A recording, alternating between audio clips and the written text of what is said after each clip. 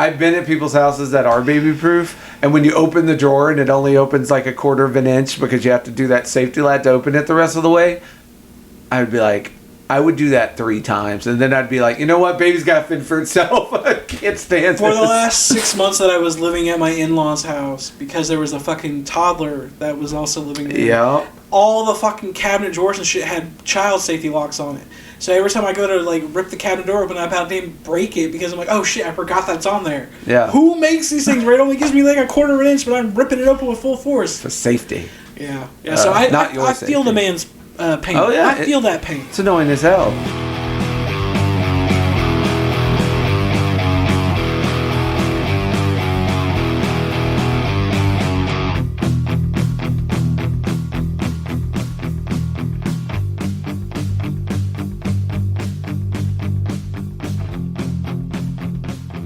Hello and welcome to Judgmental Horror Junkies. It is the 1st of October for y'all listening, and we're so happy to have you for Halloween month. I am one of your hosts, Reno Dino Valentino, head doctor of the Asylum for the Insane, and with me as always is Goreship, the ship that sails the river Styx, the Thrilla in Manila, and the man who beat Glass Joe in .0000001 second. TKO. Bam. Just like that. A little inside baseball. Yeah. As it's good to be back, as Reno said. No. It's very nice. You know, I am the secret, covert military ship careening into the bay that's supposed to be a ghost ship, but little do you know, it's actually just booby-trapped and hardwired with cameras. Yeah, you're that, you know that old...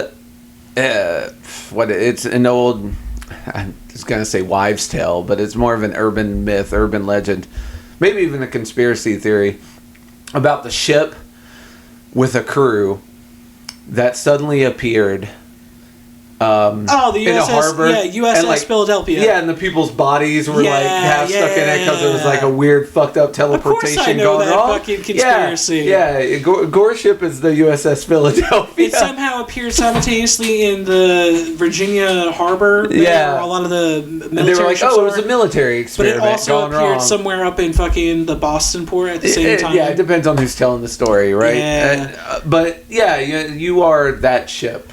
Because you contain just multitudes. The mutilated bodies just melded into the framework. Yeah, of course. Goreship contains multitudes in its walls. All right, that is just a new visual that I can totally get down with. Yeah, from now on. I might have to get that as a tattoo. I might have to actually get a Goreship tattoo, which is just the mutilated ship body. That'd be so good. Good, like the Ghost Ship from Ghost Ship, where the chain slices through all the people. Yes. Oh yeah.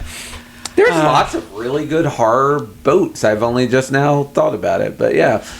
I mean, did Tugboat Willie get made into a murder cartoon? No, just even in olden times, you always had the ghost ships that had crews that were still sailing and would attack people, and urban legends about that shit. Well, actually, it was a joke on my end that it fell flat. You know how a lot of these movie properties have fallen back into the public domain. Well, Steamboat Willie. And Peter Pan, and Winnie the Pooh, and all them. Yeah, they're part of the Winnie the Poohniverse. Yeah, which is the horror movie recreations that this company has been making. Yeah. They just had Winnie the Pooh 2, A Blood and Honey. Then they also had... Oh, yeah, I saw that. The trailer for the new Peter Pan one came out. They're doing a Pinocchio horror one. And they're apparently They've done a horror Pinocchio before, have they not? Yeah, I know Del Toro did a weird one, but I thought they also did an actual horror one. You know, there's like an early horror one from the 90s I recall my parents renting from like... Because those old legends are technically always in public domain, as long as you don't use the Disney-looking Pinocchio. Yeah. I mean, shit, Disney always trying to copyright shit that they can't. Like when they tried to copyright Dia de los Muertos because of the Coco movie. Anything they could do. And like the whole Mexican culture is like, the fuck you are? Mm-hmm. Like if they tried to copyright Mothman, it's like, the fuck you are? Virginia would rise. Oh, Virginia would rise up. Them thick cheeks are ours, people. That mussy, is that what they call it? The mothussy? I don't know. Just a big ass on the statue, and people are always getting pictures kissing it and stuff. Anyways, let's get back to the metaverse here. So October, I had the pick for this month, and I decided to pick a movie that is, as I was telling Goreship before we started recording, kind of a harpooning of the horror genre. October's hard, because, you can only pick one movie, the way the podcast works, and it's hard to pick one movie that represents all of horror for the month of October.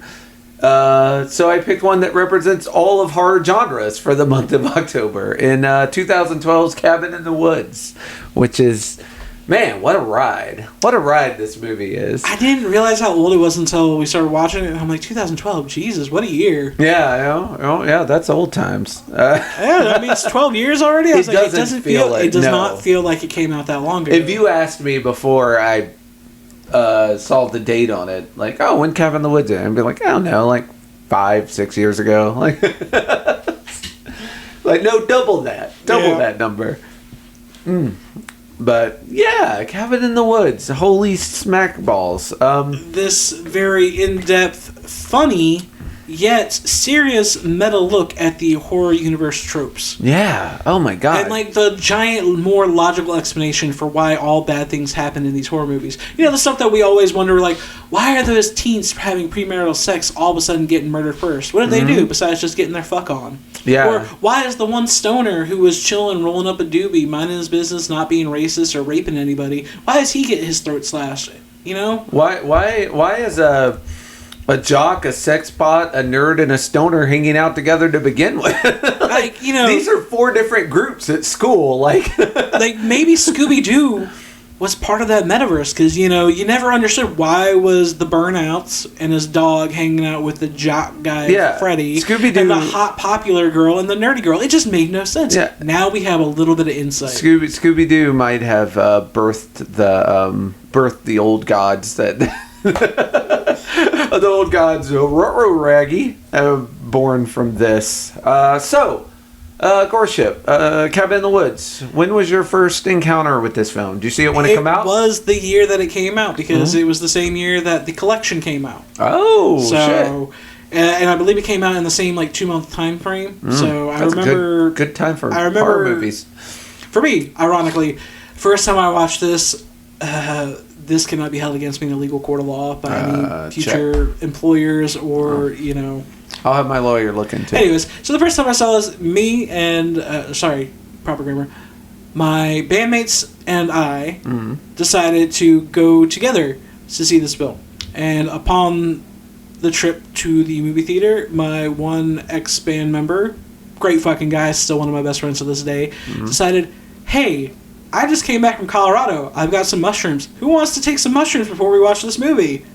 Whew. And of course, me being the DD said, of course. Yeah. Of course I do. Absolutely. I was like, these shrooms will wear off by the time the movie's over, right? Wow. People who... A friend of mine, last night I was working, and a friend of mine there was talking about how a friend of theirs was in Vegas and taking shrooms at the big... the big ball, the sphere, and I was like, it's a nightmare. Nah, dude. I want to trip balls and go see Cirque du Soleil there. I am a real...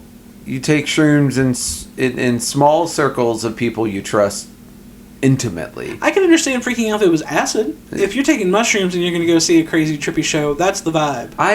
Man, acid and shrooms ride that same line. That if there's one person in a group that I don't know, or possibly don't trust or don't like, I'm going to have a bad time.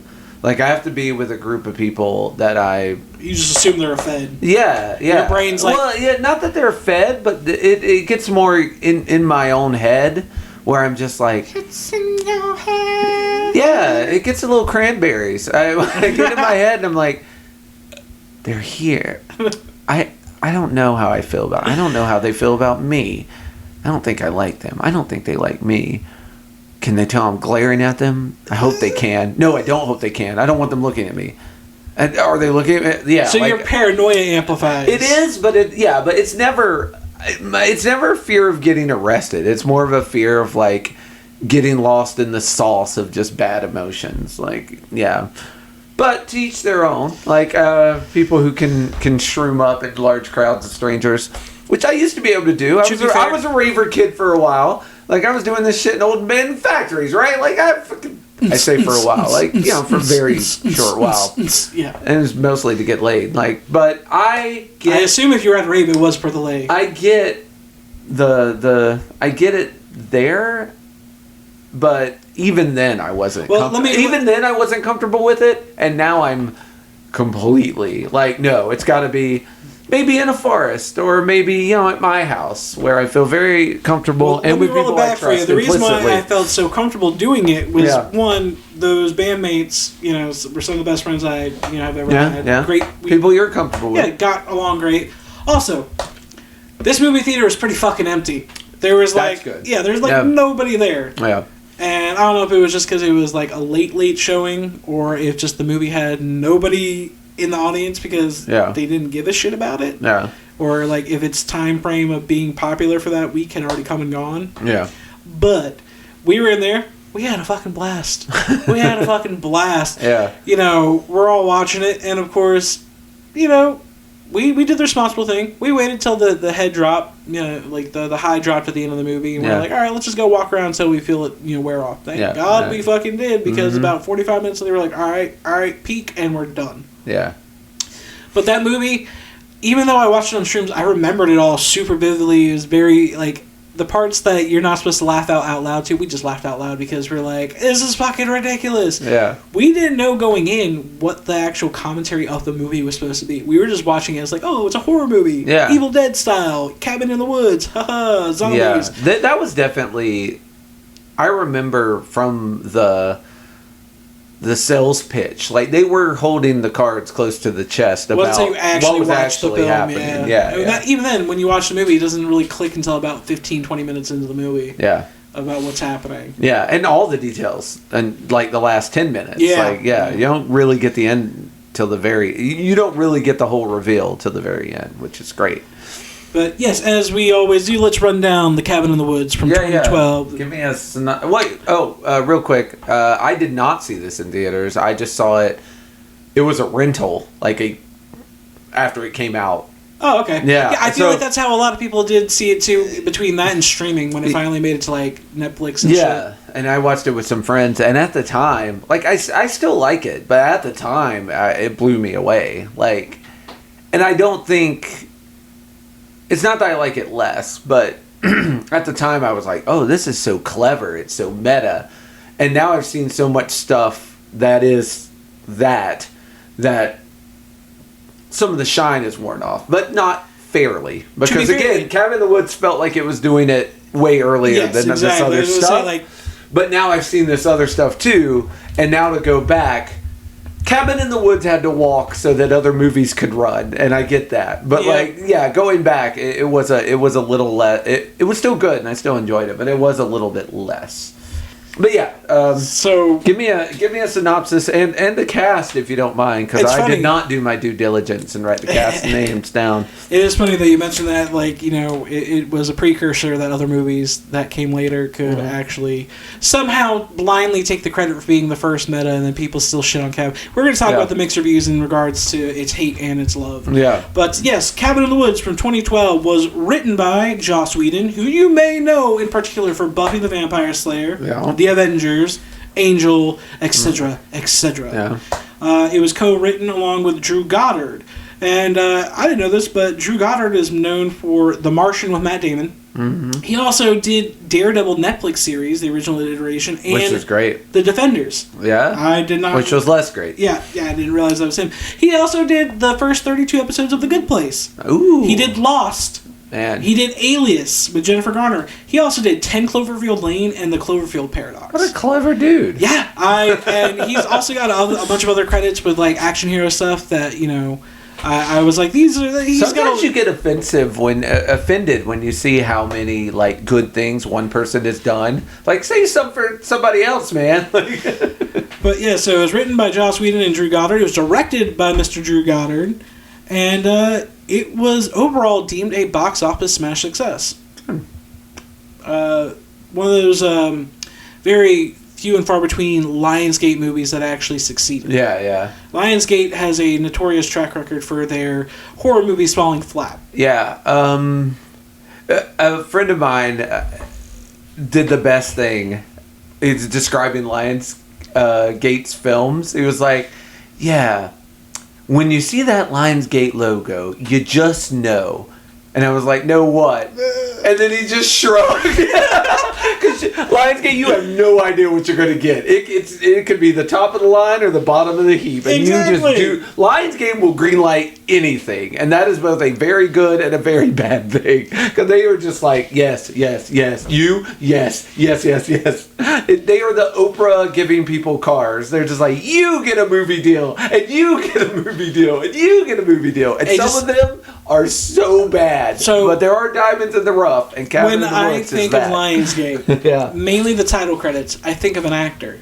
No? I think of this particular actor, Paul Bettany. And that was because during a short period of time, there was a couple of movies that came out from Lionsgate that Paul Bettany was in that were just deemed fucking flops. Yeah. Legion. Mm-hmm. Legion. He played one of the angels who fell from Earth to come stop the invasion of the good angels from taking over, citizens. The possessed old lady. That was a flop. I believe it was Dennis Quaid was in it with him. Terrible fucking movie. Fair enough. I don't think I saw it. And then he also followed up by doing the movie Priest. Yeah. Also from Lionsgate, which was, if you recall, Priest was supposed to be like a sci-fi futuristic vampire hunter priesthood. Yeah. But these vampires weren't really vampires. They were just like rich people who took some drugs and shit and were drinking, pure people's blood. Yeah. It was a fucking nightmare. Yeah. Cool motorcycles. It was like Underworld meets dystopian fucking moving mechanisms. Yeah. It was insane. It was not a good movie. It was just bad plot altogether. But yeah, when I think of Lionsgate credits, I think of Paul Bettany because of that. And then eventually I wind up thinking of like some of the good horror movies they released. Yeah. Like Devil. And not just horror. Like they did the Mighty Morphin Power Rangers movie a few years ago, which I said good. I haven't seen it, but the Krispy Kreme donuts they put out were okay. I wouldn't know. I wouldn't know. Some friend just sent me a picture of them eating those donuts, but never ever gave me the donuts. Some friend thought you could live vicariously through them, and it turned out you couldn't. Look at this gut. Look at this gut. You tell me that's obtained through vicarious living? No. Oh man, it's obtained through Krispy Kreme. Exactly. It's the only real hitch in our friendship we've ever had. I moved past it, I swear. Thank you. Anywho, our star-studded cast, because this is a murder's row of actors that wound up appearing in this film. Oh my god. Yeah, a couple of them, your name you will definitely recognize. And it's, funny enough, I was talking off podcast before recording, how this movie does come full circle to stuff I've been watching recently. Alright, so starting off, our first actor is Kristen Connolly, who plays Dana.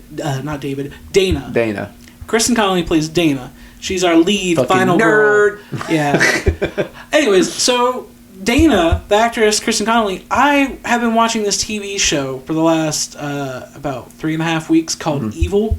Okay. And it's got the guy who played Luke Cage from the Luke Cage show. Yeah. He plays a priest, or a priest in training, who is going around with a pragmatic technical guy. Yeah. And a psychologist named Kristen, and the other guy's name is Ben.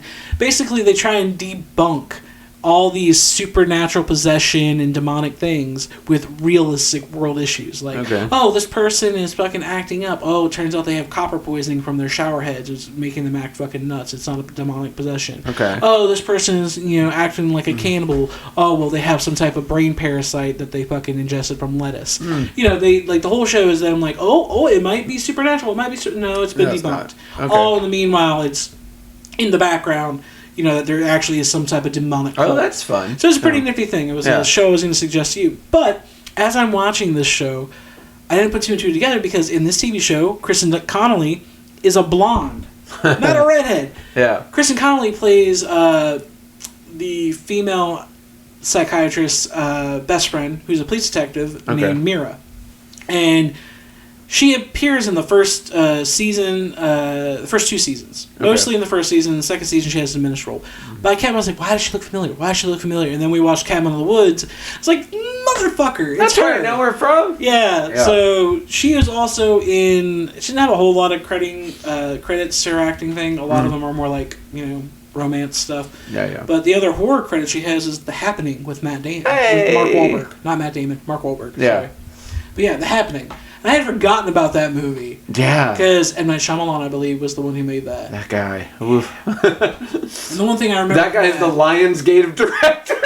God, full circle. That might be our stinger. All right, next up, besides Kristen Connolly as Dana, we have Chris Hemsworth playing Kurt. Does Chris Hemsworth need any other introduction other than Thor? Yeah. I think once you get any part in the Marvel universe, that's all you have to say. It's like, oh, did you know Iron Man played Sherlock Holmes? Yeah, even the shitty ones. Like, oh, Angelina Jolie. Yeah, she's one of the Inhumans in a Marvel movie. Like, that's all I have to say. It's like, wait, she was also Tomb Raider. Doesn't matter. Never saw that Once you're movie. in the Marvel universe, that's it. That's your life now. I never watched Inhumans just because it did not get good reviews. Well, just like the Eternals, Marvel's movie franchise in general fell off for a long time to me. Like, yeah. For me, I don't even know if it fell off. And Star Wars was the same way. I don't even know if they fell off. They just got to be too much. It's like, I can't watch all these shows. It's a little column B for me. Yeah, I can't watch all these shows. I can't. I assume with the pure amount of stuff they were putting out that the quality did drop. But I can't speak to it directly because I got overwhelmed and had to step away from it. I was like, I can't do any more Star Wars. I can't do any more Marvel. Maybe I can't do any more comic movies, which is bad because you probably don't know this, Goreship, but I have another podcast, and it is a comic podcast, and I'm sitting here on a podcast saying I don't think I can do comic movies anymore. Anyways, next actress on the line is Anna Hutchinson, who plays Jules. Ironically, I also knew her prior to this, but she was a yellow cheetah Power Ranger from the Power Rangers Jungle Fury series in America. She also did a Disney Channel movie that I grew up watching, Wendy Wu Homecoming Warrior, with Brenda Song. Okay. It means nothing to you. It's that just is word a deep salad. As hell cut. Yeah, it's word salad to you, but I just remember her as well. Then we have the amazing Fran Kranz, who plays Marty. Yes, that is his real name, Fran Kranz. Yes, Fran Kranz. I had to double check and make sure he wasn't missing a K. I thought maybe it was Frank Kranz, but no, it's Fran Kranz. Did he do anything else? Because, hot take, I hated him so much. He's had a lot of bit parts. Yeah. The only other movie that he did I recognized him from was another indie horror movie called You Might Be the Killer, which I thought was pretty good. Okay. Because basically in that, he's got amnesia and he keeps slipping in and out of consciousness because fucking, like, this mask keeps possessing him. Happens to the and best he's like, oh, who's killing everybody? Where did this mask come from? Yeah. Wait, I just blacked out. Where am I? You know. Obviously, I didn't do it, but someone did. Then we have Jesse Williams as Holden. I know Jesse Williams as the actor from Grey's Anatomy. Yeah.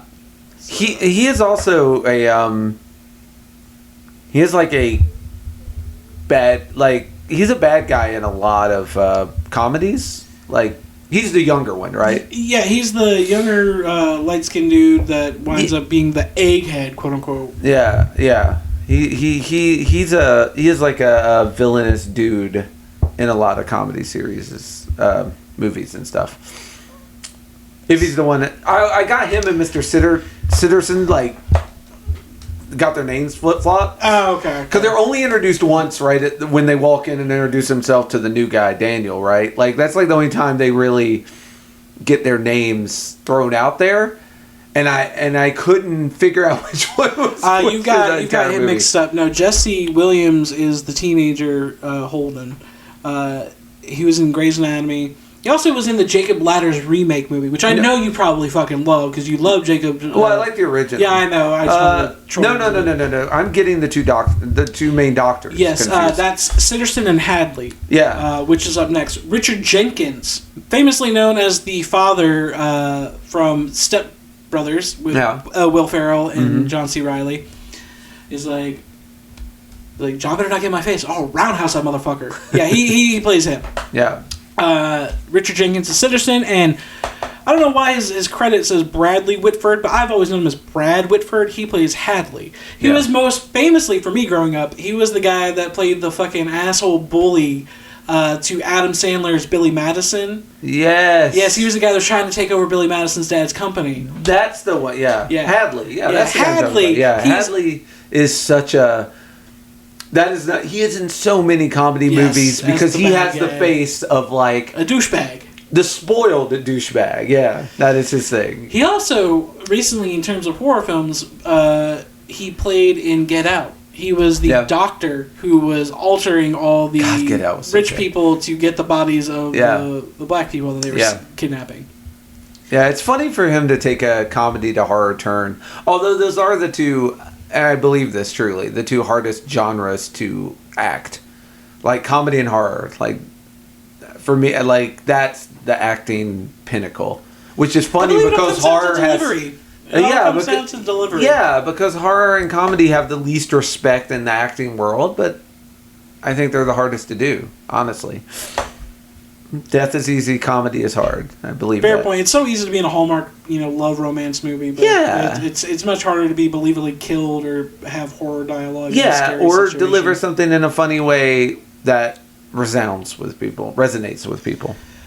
And then our last couple of bit players, we have Bradley Whitford as Hadley. He doesn't have many acting roles to his credits other than being, mostly a security guy in a lot of other films. Mm-hmm.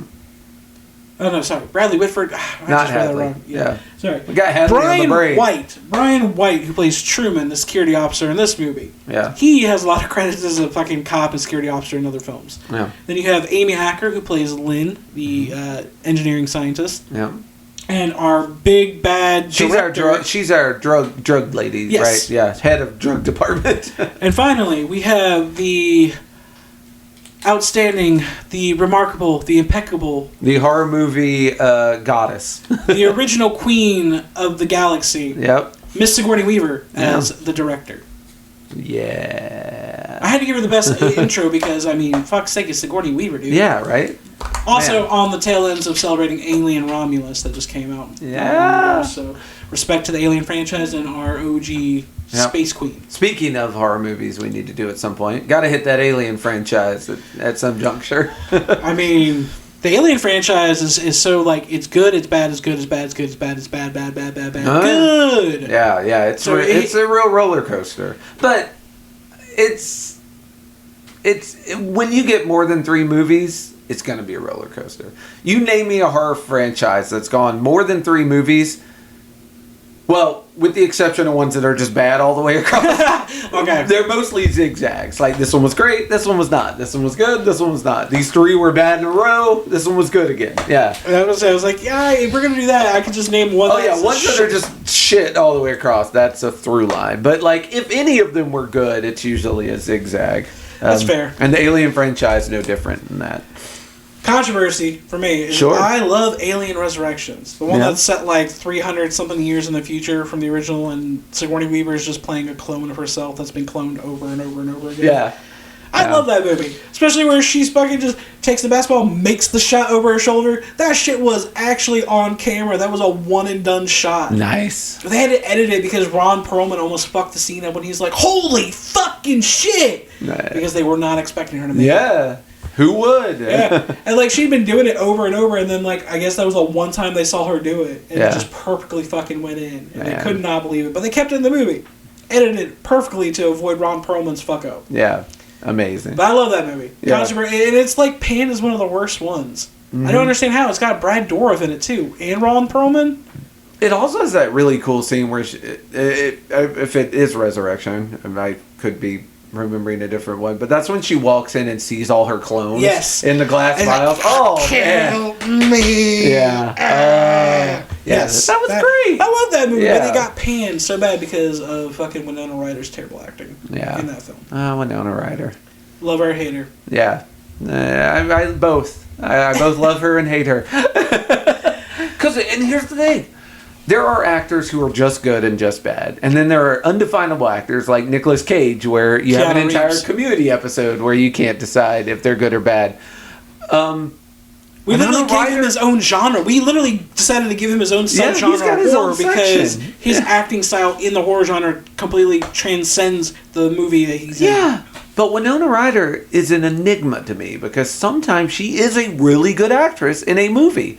And then sometimes she is just dog shit. And I'm like, I guess it's just who's directing her. I don't know any other reason why, her performance is so all over the place. But maybe she, you can tell movies that she doesn't give a shit about and she's just there for the payday. It could be that too. It could just be if she's not passionate about a project, she can't act. in it. But for whatever reason, yeah. Whereas you have someone like Willem Dafoe, who no matter how much money you give him, he just puts his all into it. Yeah, and good on him for that. Like, that's between those two choices, I'd put a William Dafoe in my movie, yeah, every time.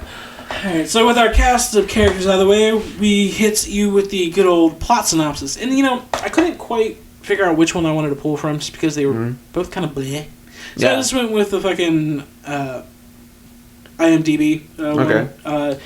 Says, a group of kids go to a remote cabin in the woods where their fate is unknowingly controlled by technicians as a part of a worldwide conspiracy, where all horror movie cliches are revealed to be part of an elaborate sacrifice ritual. That's not bad. Yeah, it was okay. I mean, the other one was just like, these kids, X, Y, and Z, go to have camping fun. Next thing you know, it's going to be a bloodbath. The government set up. And I was like, that's such a shitty fucking... Yeah, but we talked about this a few movies ago, too. It's hard when you're trying to keep a lot of cards close to your chest to give a fair synopsis of a movie when you can't say a lot of the things that happened in the movie. Yeah. And so, before we dive into the actual initial... like what plays out next going forward, as we always do, I had a little notes that I want to discuss.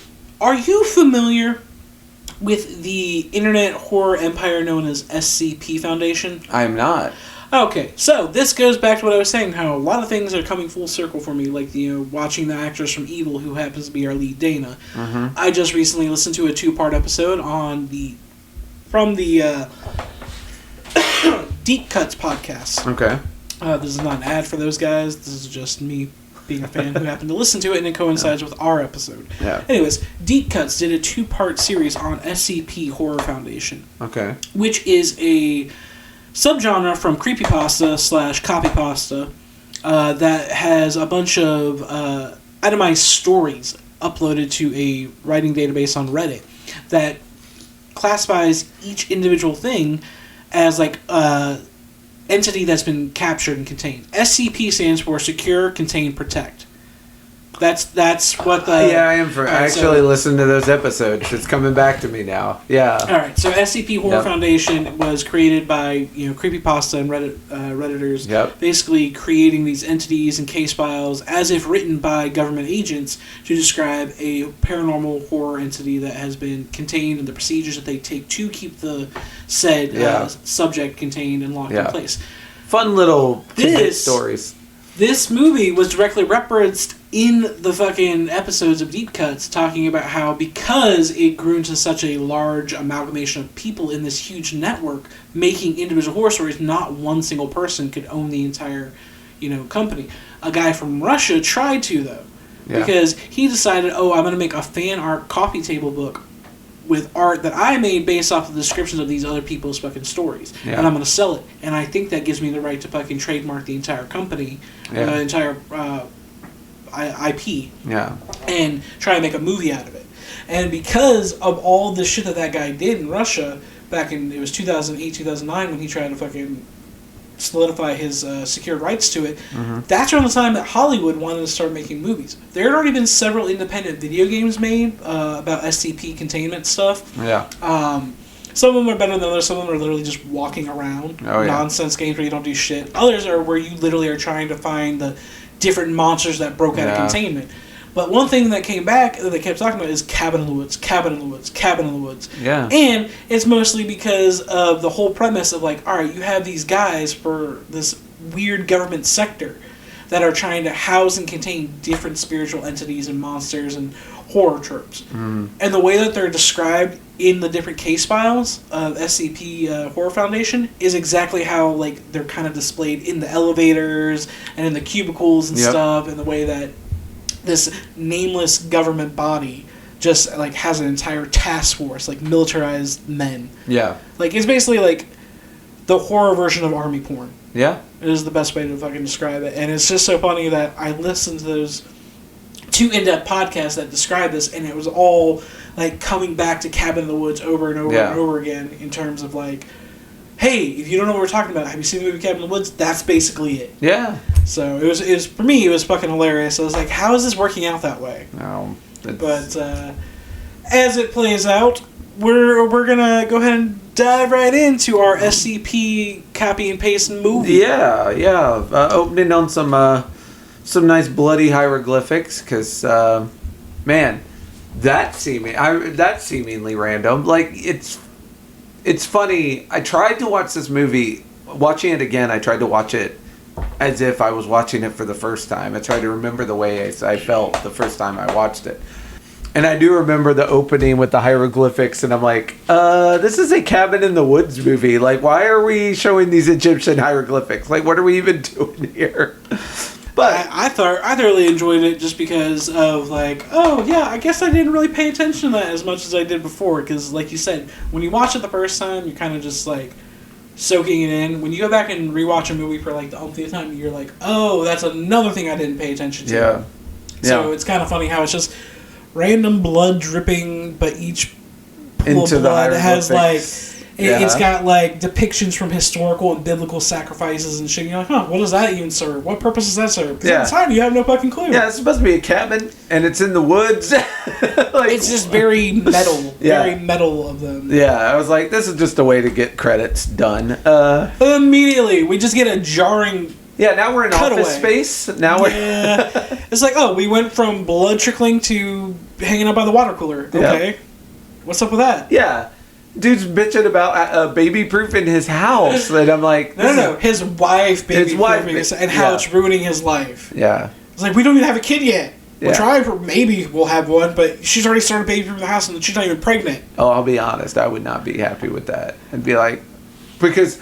I've been at people's houses that are baby-proof, and when you open the drawer and it only opens like a quarter of an inch because you have to do that safety latch to open it the rest of the way, I would be like, I would do that 3 times, and then I'd be like, you know what, baby's got to fend for itself. I can't stand For this. the last 6 months that I was living at my in-laws' house, because there was a fucking toddler that was also living there. Yeah. All the fucking cabinet drawers and shit had child safety locks on it. So every time I go to, like, rip the cabinet door open, I'm about to break it because I'm like, oh shit, I forgot that's on there. Yeah. Who makes these things where it only gives me like a quarter of an inch, but I'm ripping it open with full force? For safety. Yeah. So I feel the man's pain. Oh, yeah. I feel that pain. It's annoying as hell.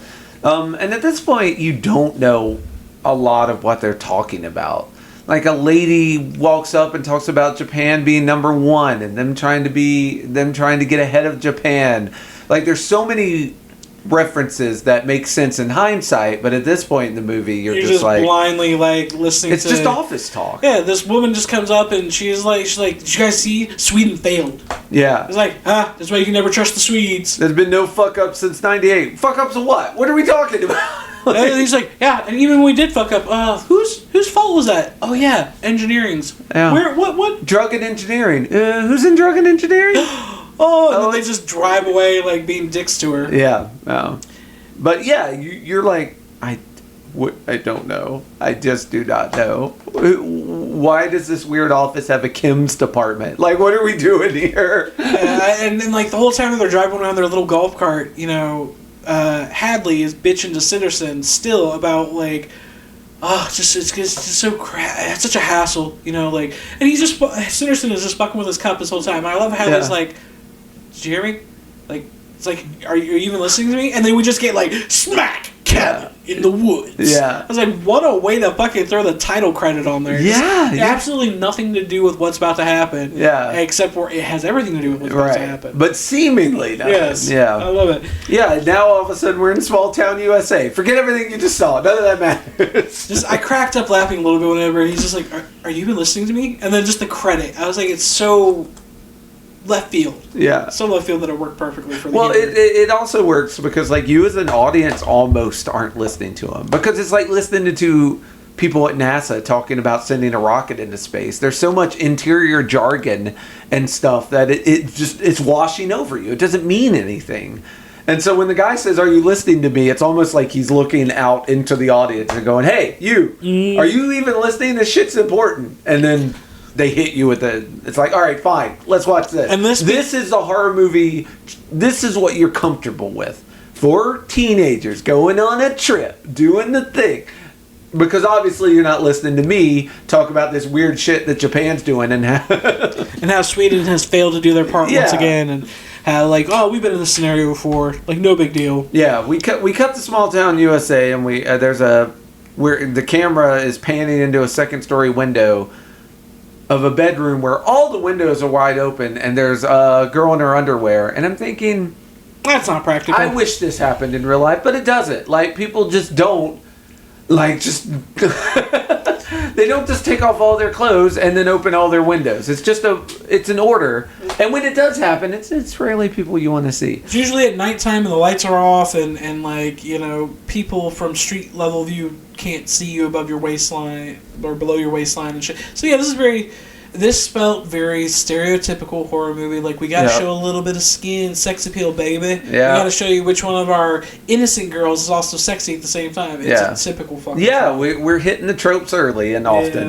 Yeah. And that is the beginning. Well, actually, I guess technically the opening credit sequence should be our meta look at the functionality of how this movie flows. Yeah. Because the writers of it are like, we're gonna do all these things that you see in every movie, but we're going to finally give some explanation as to why these things fucking keep happening. Yeah, we're gonna explain our tropes. And we have a blonde walk-in, and it turns out she's going to end up being the promiscuous one because she's blonde, right? And she just dyed her hair. So it's like she is going blonde so she can fulfill her role in this quartet of people, or the 5-tuplet. There's 5 of them, right? And I love how when she walks in, she's basically just over her friend's shoulder talking shit like, ugh, Professor Fuckwad. Yeah. Because Dana has decided to go through her sketchbook and stop on a picture of a man that she's clearly still fond of. Yes, that she sketched. And we get this little insight that, she was sleeping with her professor. Yeah, supposedly. Allegedly. Yeah, allegedly. Allegedly sleeping with a professor who then broke it off with her. As her virgin later, it's possible that didn't actually... they didn't go that far. In fact, that might even be why they broke up, is that she wouldn't go all the way.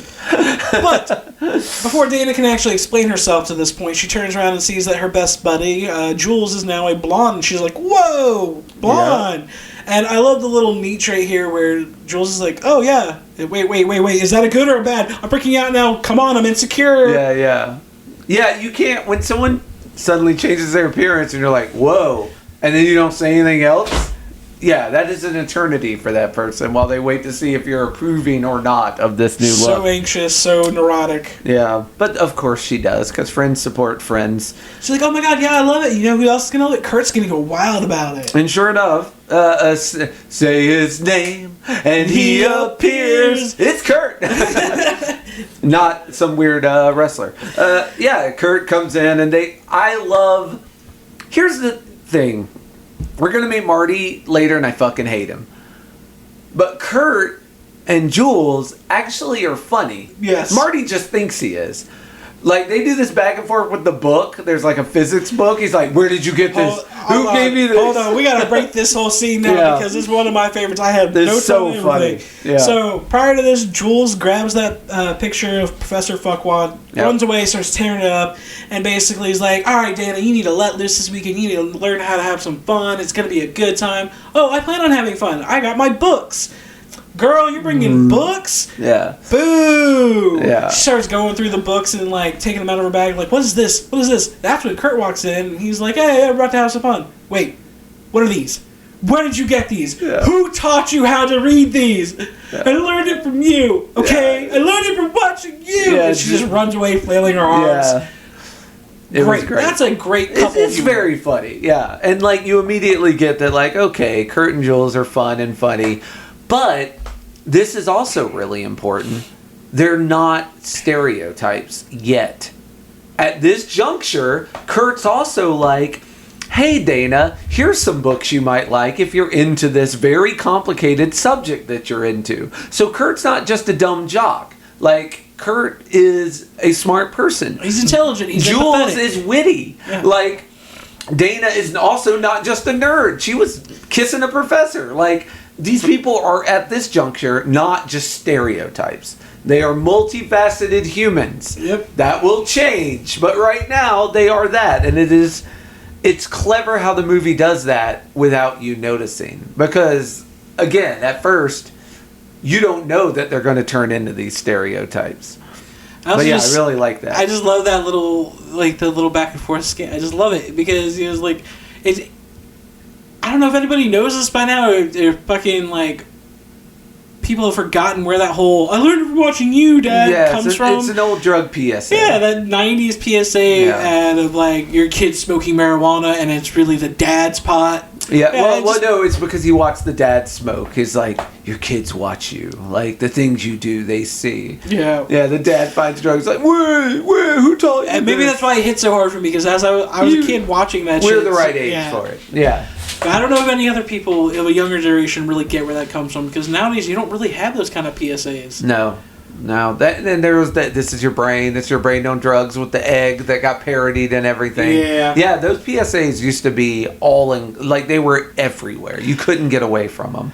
But anyways, Dana realizes she's not wearing pants, which, let's be honest, you would have, the second Kurt walked in, you would have been like, oh shit. And Kurt also would have been, oh shit. I did find that odd that they delayed so long of, oh, she's in her paintings this whole time. It was just for another joke, right? Yeah. Just for another joke. So the gang heads outside. They're getting ready to pack up the camper. We meet Holden, who is Kurt's friend, who Jules would like Dana to hook up with. Yep. And Marty pulls up. And Marty is the only one, ironically, because later he turns out not to be a stereotype, but he is the only one that appears to be a stereotype at first. Right off the bat. Yeah, he pulls up, he's got a bong that's like almost as longer than his arm. So I find it funny that you hate Marty so much, because, like, there's aspects of him that gave me you energy. Maybe that is why he gave me very Reno energy at Maybe times. that is why I hate him. You saw reflections of yourself in him. I didn't like them. Yeah, no, he's just so, like, he's so pompous. I think you would say pretentious, but pompous is close. Same word. Yeah. They're similes. He is. See, right there, you're just holding a mirror up to yourself. Yeah, and I can't stand it. I hate Marty so fucking much. Like, I also don't think they gave him good lines. Like, the lines he says that are supposed to be deep or funny, like, just didn't hit with me. And that just might be a difference of, not everybody enjoys the same. I did equate to seeing Marty for the first time as being the more conspiracy theory savvy Shaggy Rogers. Yes. Of the Scooby-Doo gang. Yeah. What if the druggie was also like paranoid about the government? Like Dale Gribble meets fucking Shaggy Rogers. Yeah. That's the best way to look at him. And we know a couple types like that in real life. Oh my god. Yeah, they exist, absolutely. But yeah, so Marty pulls up in his little beater car, and he's got a big old bong that he's taking rips of. Yeah. And everyone's like, Marty, what the hell are you doing, man? You can't just be smoking that. Yeah. Not out in public. In small town USA. Yeah. He gets out the car and he starts giving a spiel about how he's like, the cops will not pull over a man with a large bong in his car. Why? Because the cops fear this man. Because they know he has nothing to lose and he has no reason to hide his wrongdoings. And as he's saying this, he's locking up his car, doesn't roll up his window, which I find very odd. Weird. Doesn't roll up his window. I guess he has nothing to steal. And if you look at the car, he may hope it gets stolen. True. Yeah. And he starts breaking down his bong, and it's just a fucking coffee thermos. That was cool. I wanted one of those so bad. I will give credit after I saw this movie. That was a very cool thing. I really wanted one. Yeah, but it's like, but yeah, you would fucking, not to go liberal snowflake here, but Marty, Jesus Christ, your white privilege is showing. Like, they won't pull over somebody with a big bong. It's like, no, they won't pull over a white dude with a big bong. Yeah. In a rich college town. Nonetheless. Try that as a person of color, my friend, and see how well that goes. But now they finally, as Marty is being pushed into the camper, he's like, you got snacks, Dana? Yeah. Fucking of course. Yeah. Maybe that's part of the bad dialogue. Like, they need him to amp up the stoner trope, like, I'm high, I need snacks. Yeah, it is that trope of, like, the person that tells you they're high every 2 minutes, and you're like, yeah, I get it. You're a one-note person. It's like a person whose entire personality is marijuana, and you're like, yeah, I get it. We should legalize it. Please shut the fuck up now. I was 17 once, okay? Come on. Oh no, you meet him at a party. I probably at one point was that person at a party, but like, oh Christ. Like, you gotta have more hobbies, man. You got to. I mean, but as they're driving away in their their van, there's a weird dude on the roof. Yeah, we pan up to see a man in a worker's uniform with an earpiece, CIA style, says the nest is empty. They are on track. Yep. And that brings us back to our weird computer lab, our weird hub where our scientists are. And we find out that this is when they meet the new guy and are like, oh, you should call Mr. Citizen Honey Toast. I love that part. Basically giving him this security guy, Truman, a rundown on what the plans are for tonight, basically. Have you ever done anything like this? He is he's kind of us because they have to explain everything to him because he's the new guy. Yeah. Because we, of course, the audience are the new guy. Lynn we're just keeps eye-fuck. Every time Lynn interacts with him, she just eye-fucks him. I think Lynn, yeah. She wants to fuck. I think she likes him. I mean, what gives it away? The batting of the eyes, the twirling of the hair, the talking like a giddy schoolgirl. Yes, all of those things. But we don't stay there too long because we gotta go to the worst gas station in the history of horrible gas station. As they finish explaining to Truman the nature of what's happening right now and how they are just observers, we cut back to the gang on the road in the camper as Marty is rolling up a fat joint, as most stoner tropes do on the car ride. Yep. When just a few minutes prior before they left, wasn't Kurt giving him grief about having pot in his dad's camper? Yeah. And that bong? Ironic. It doesn't make sense. Well, I assume, he convinced them by being obnoxious. That would be my guess. He's like, come on, man, don't be a square, man. And he's, already doing it while he's talking, oh, that fucking guy. Well, Marty proceeds to give them, this is exactly what we need, getting off the grid. Yes. He gives them a lecture about doing this whole thing to get off the grid because, Jules is like, what's the matter, Marty? Is society crumbling? Yeah. And he's like, society is binding. It's filling in the cracks with concrete. Everything's filed, recorded, and blogged. We're putting chips in our kids' heads so they won't get lost. Society needs to crumble. We're all just too chicken shit to let it. Yeah. Smoke your weed, man. It's yeah. Also, foreshadowing. Yeah, foreshadowing, but also really drove home God damn it, he's the obnoxious fucking conspiracy stoner. Yeah. Who was like, death to the government while I smoke my weed. Yeah. Yeah, absolutely. Actually, when I say it out loud, it really doesn't sound that bad. No. Bring back the guillotine! Now do it. Just don't talk about it. Don't talk about it, be about it. It sounds more edgy when you talk about it versus actually doing it. Yeah. Don't talk about it, be about it. But yes, so... now we get our creepy gas station. Yes, and as always... in good creepy gas station fashion, they pull up. They're like, "Hello." Yeah, is anyone here? Just creaky signs and wind, rustling by. There's no birds. There's no life. There's no other cars. It's all a gravel fucking road. There's no actual paved road. And honestly, the gas station, the building next to it, looks like a creepy cabin. I'm like, wait, was the cabin at the gas station? I don't remember that part. But no, this is not our cabin in the woods yet. This is our gas station cabin. And I think it's Holden goes inside, and where the building clearly says that it's closed. Yeah. Okay. So closed. First of all, he's in the wrong. Yeah, I don't think he's in the wrong. They need gas. But it's closed. They're not stealing the gas. They're trying to pay for it. They're gonna get gas one way or the other. Holden comes inside, and yes, it is closed. And there's weird animal pelts and shit hanging on the walls. It looks very He goes to touch a bone jaw or something that's hanging on the wall, and he gets jump scared real quick by this fucking gas station owner's like, "What are you doing in here?" Yeah. Basically, he does the "Can't you read the sign? We're closed" spiel. And big old lip full of dip, like, "Oh, you people doing here?" Yeah. Oh man, this guy. Speaking of stereotypes. Yeah. So we get our creepy dude warning you about a place you're headed, because of course we do. He's got to be rude. He's got to give short, cryptic, fucking almost, half answers. Yep. And he's like, "Oh, you know where we're going?" He's like, "Yeah, I've seen plenty of people come and go. Never seen any of them stay long enough." Yeah. He's like, "I knew the originals, but I don't know any about the rest." Yeah. Like, what are you talking about, man? Yeah. Well, he's asking you what the fucking place is like. We'll find out later. He has to be vague because we don't know which legend is going to come to life. Turns out it's the one that would be most related to this guy because it is a bunch of rednecks. But and of course, Jules goes is like, oh, so how long have you been here?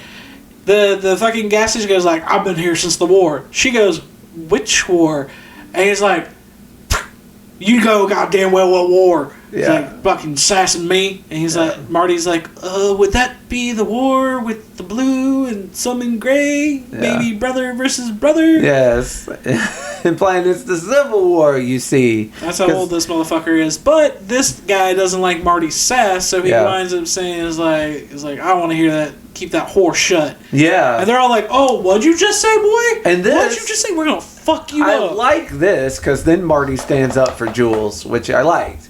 Because, he's straight up fucking like... He's like, you're going to apologize to my friend here. Yeah. That was uncalled for. You do not call her that. Yeah. Kurt's like, I'm going to fucking deck him. I'm going to deck him. He's like, no, we'll just pay and we'll fucking leave. Yeah. He throws it on the ground. And I love how the dude straight up tells me, he's like, you got enough gas to get there.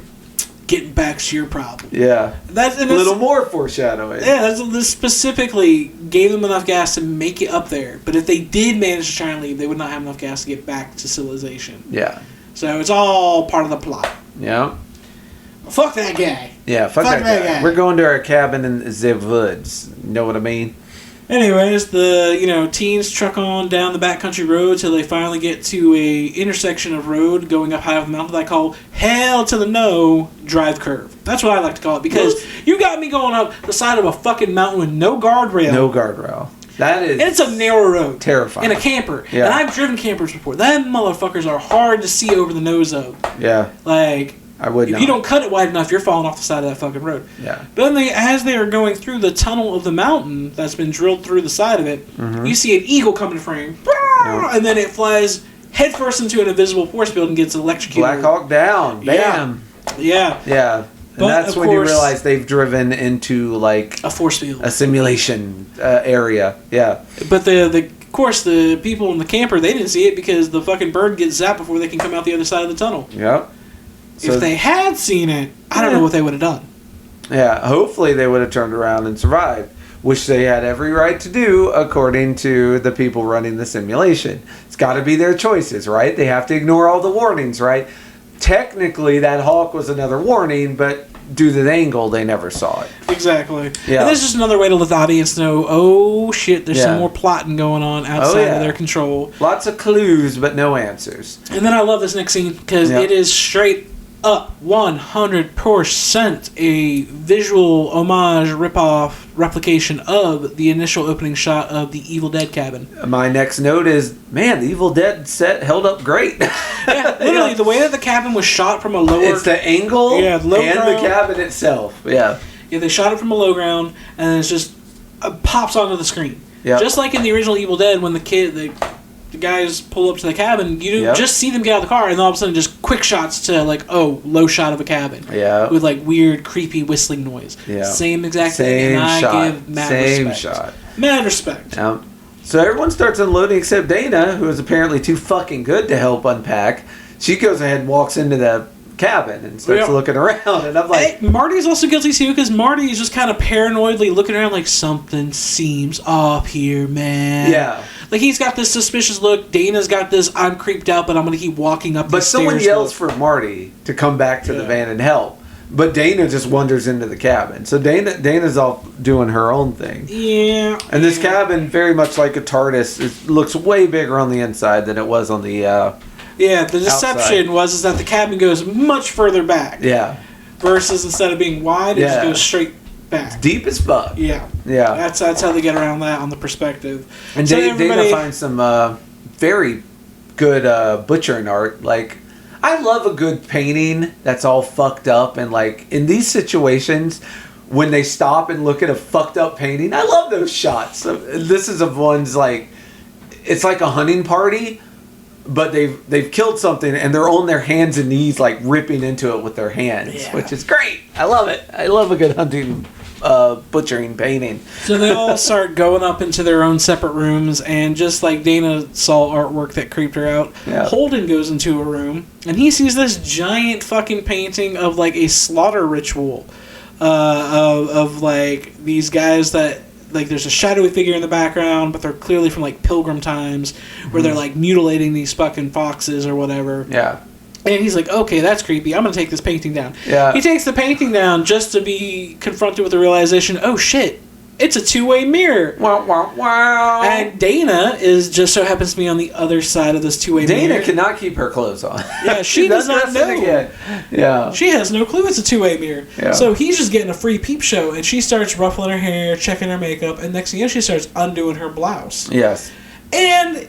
alright, so this is where we get the inner turmoil of like, should I not? Yeah. He's like, oh, this is happening. And he's going to keep watching, and then he gets the better of himself. He's like, you know what? Nope, I got to stop it. I can't watch it. Holden ultimately makes the right choice and lets her know, Yeah, knocks on the door and tells everyone, not just Dana, everyone, hey, because this is fucking big news. Strange. Yeah.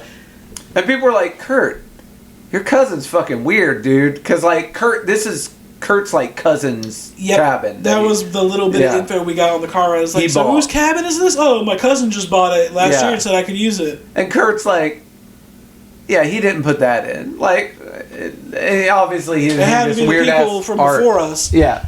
And I forget who said it. One of them was like, well, you know, back in the day, they used to make their own interrogation rooms. Maybe that's what this was. Yeah. Yeah, I think that was Marty said that. And it was just so fucking funny. Kurt's like, all right, well, time to go to room to double check under all the paintings, make sure there's no more windows like this. And as far as we know, there's nothing. Yeah. We also, it gets dropped here that Jules is actually a pre-med student. So we have a doctor on site, or a soon-to-be. Yeah, because when Dana and Holden are discussing about the room situation, he offers like a gentleman to like, hey, rooms. You want to switch rooms? That way, you know, you can peep on me. Rather, you're well, no one can peep on anyone, right? But he trusts that she won't. He trusts that she won't. He's like, just for your security, you can. Let's be honest, though. I feel like this show was intentional because he knows damn well she did not have time to rehang that painting. Yep. He walks back into what was her room and now is his room, and immediately starts undressing. And I'm like, Holden, you know you built like a fucking Adonis, and you're just showing out the goods to Dana. And she keeps watching up until the pants get unzipped. She's like, oh, wait, hold up. And then she throws the fucking painting back out. Dana also eventually, her better angels. And she also sees the creepy fucking painting. She's like, you know what? We're going to cover that painting with a nice blanket. Yes. Let's just go ahead and keep that blanket covering it. And as she's doing that, we see the camera zoom out, much like in 28 days later, or 28 weeks later. Oh, yeah. It zooms out and we realize, oh, they're being watched on monitors. So the transition from the same shot just being reflected in a camera monitor is really fucking cool. We are back in the... I just kept calling it the office. The office, the lab, yeah. We're back in the office, and you see multiple screens watching everyone from all the rooms in the house. They're all excited. We are live! And while at the control room, Sitterson and Hadley are alerting engineering to changes in the rooms, asking for them to create a scenario change to accommodate the new development. Yeah. So basically, they're like, oh, well, we didn't know this was going to happen, but we needed a scenario change. Two people switched rooms, yeah. To logically account for what's supposed to happen next since they changed rooms. Yes. And we can manipulate the scenarios. Yeah, this is also when we get some really fun talk about the different drugs that are being used, and they mention that they've actually put something in Jules' hair dye to make her dumber. So the dumb blonde, that like it raises her promiscuousness and lowers her inhibitions. And I think it's Sitterson that's like, yeah, okay, the dumb blonde approach, perfect. So when Lynn comes in, she says that Jules' blood work is coming back good, but they just need to alter it with some suppressparol to up her libidos. And Lynn asks Sitterson, so how should we do it? Insert it or oral? Yeah. And he's like, oh, say it again slower. She's like, oh, you fucking pervert. Yeah. Very funny. It got me. Like these coworkers, obviously, they have a good time. And she asked him, she's like, do you want to guess how we made her dumber or inebriated? Yeah, she's proud of this. And he's like, go ahead, tell me. Yeah. It's like, it was in the hair dye, that blonde hair dye. He's like, dumb blonde giving. Nice. He's like, very artsy. Yeah. He gives credit where it's due. But yeah, while they're in the middle of reveling and setting up the scenario that's going to happen in this cabin, Mordecai calls. I love this whole scene. Mordecai is their gas station attendant, the guy. And he's also obviously a true believer. Codename, the Harbinger. The Harbinger. Yeah, he was the Harbinger. He is the Harbinger of all the bad things that are going to happen. He is the first warning they get. And they have to ignore it. Yes, the first official warning they get. And Mordecai, like I say, obviously a true believer. He's talking to them about the fucking the end times and the dark gods and the holes of Babylon. Like, he is going full crazy. He says, and Hadley puts him on speakerphone, so everyone's listening and laughing at this weirdo. Hadley answers, he's like, yeah, bud, what's up? Yeah. And fucking Mordecai just goes on the spiel saying, what did he say? Hold on, I have it copied right here. Yeah. He said, the blind sheep follow where they cannot see, and ignore the true dangers that lie await. Hadley's just like, that happens sometimes, Mordecai. Yeah, that's how this is supposed to go, bud. Yeah. He just keeps reading off this spiel, but it's like, they've turned a blind eye, and now the fool's folly will lead them to... Wait, am I on speakerphone? Yeah, that is so good. When Mordecai realizes it's this perfect smash of modern tech and old weird religion, like just a perfect meeting of those two things, where he's in the middle of this gospel spiel about the dark gods and the end times, and he's like, hey, am I on speakerphone? He's got to recite the prophecy in order for them to get to the next phase of the ritual, and he's like, you guys have to finish this or otherwise it won't work. He's like, no, it's okay, you're off speaker, sorry, that happens sometimes. And they keep letting him speak, and when he's almost done, he's like, am I still on speaker? And Hadley's like, oh yeah, how did that happen again?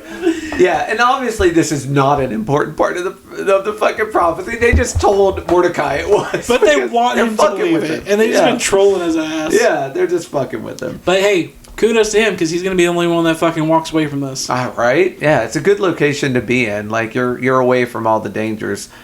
He did mention one little tidbit that I don't know if you caught on to it, but when he was giving his spiel, he told them over the phone how Marty, the doofus, almost ruined everything. And he almost wasn't able to complete the ritual. Yeah. And so that's your first little, like, red flag going, Yeah. So this can go off track. Yeah, and that Marty might be a fucking hindrance. Yeah. We get a nice, and again, your perfect swim scene of people at a pond next to a cabin in the woods, like fun in the sun, swimming. Yeah, it's like Friday the 13th. You have to have a scene where everybody gets in the water. You just have to. You just have to. Things can't be so bad. These teenagers are just having fun, smoking a little bit of weed by the lake. And here's 4 beautiful people in their swimsuits. So enjoy. Yeah. And then we get we cut back to the lab, and there's a betting pool going on.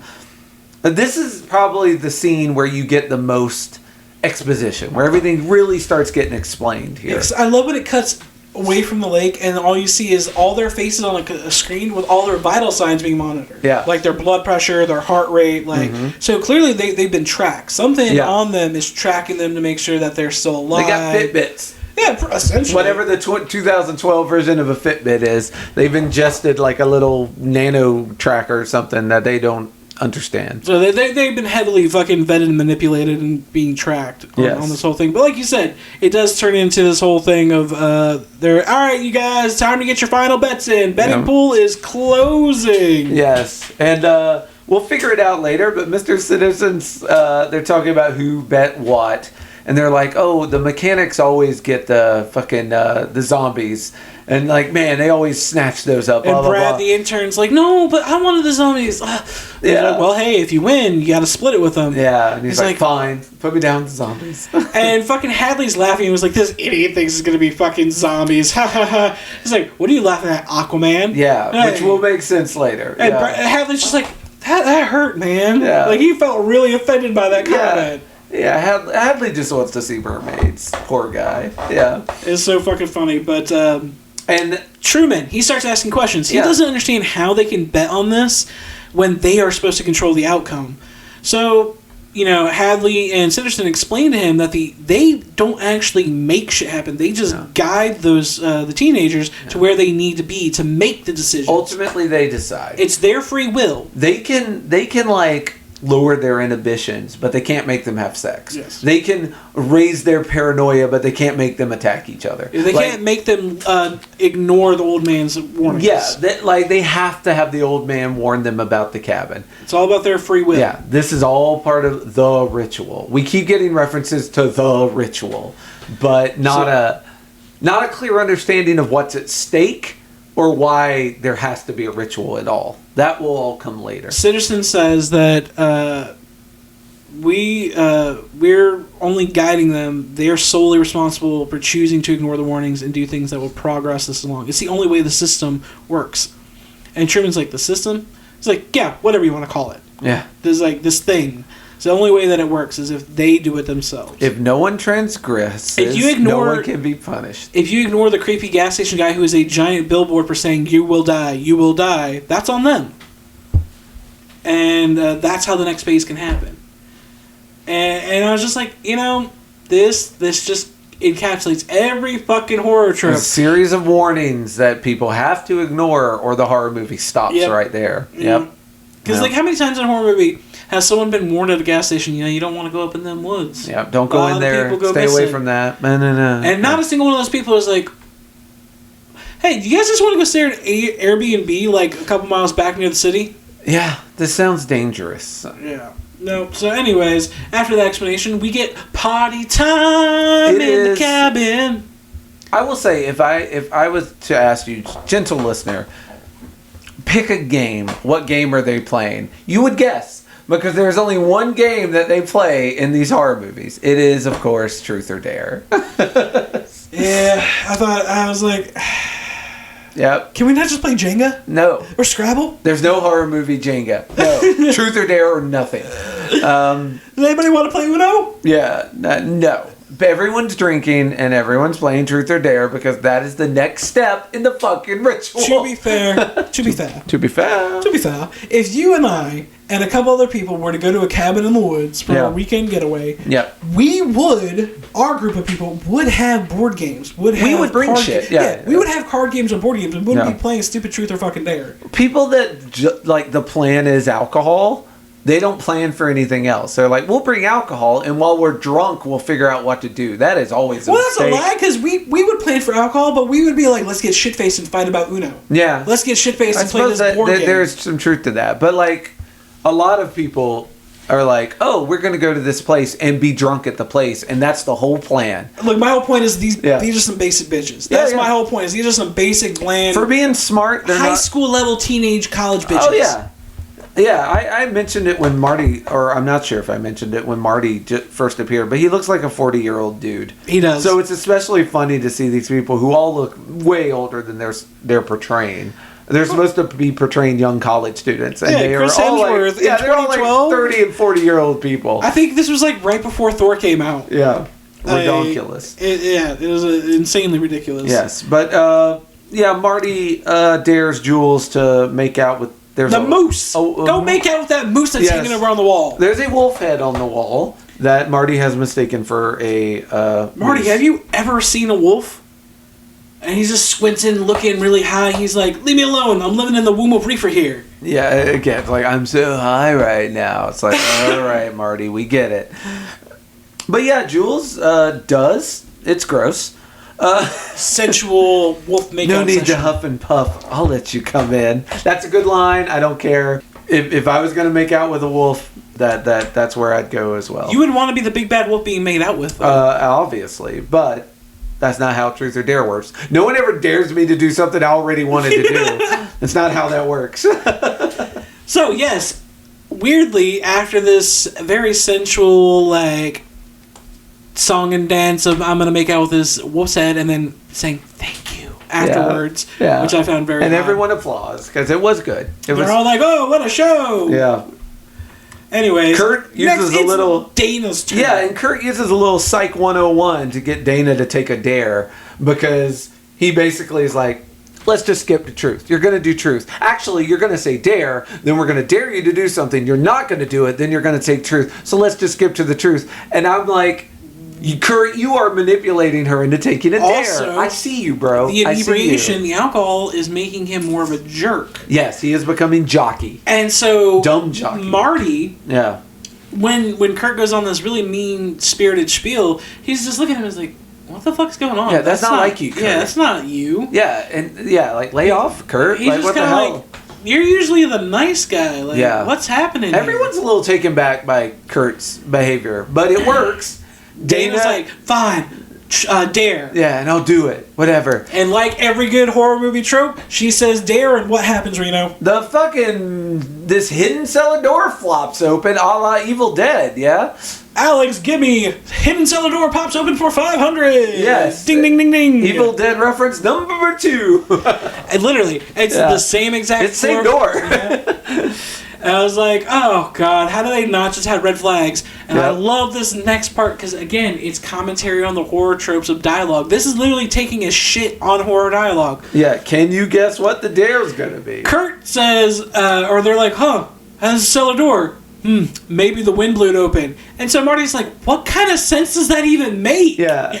The wind like, from where? Yeah. Everyone else is just How do you think wind works? They're so into it. They're like, I get it. They're supposed to give off the idea that, oh, they're all drunk. I mean, if anything, the only people that look drunk are Jules and Kurt. Yeah. Holden and Dana look like they've only had maybe a couple sips of beer. Yeah.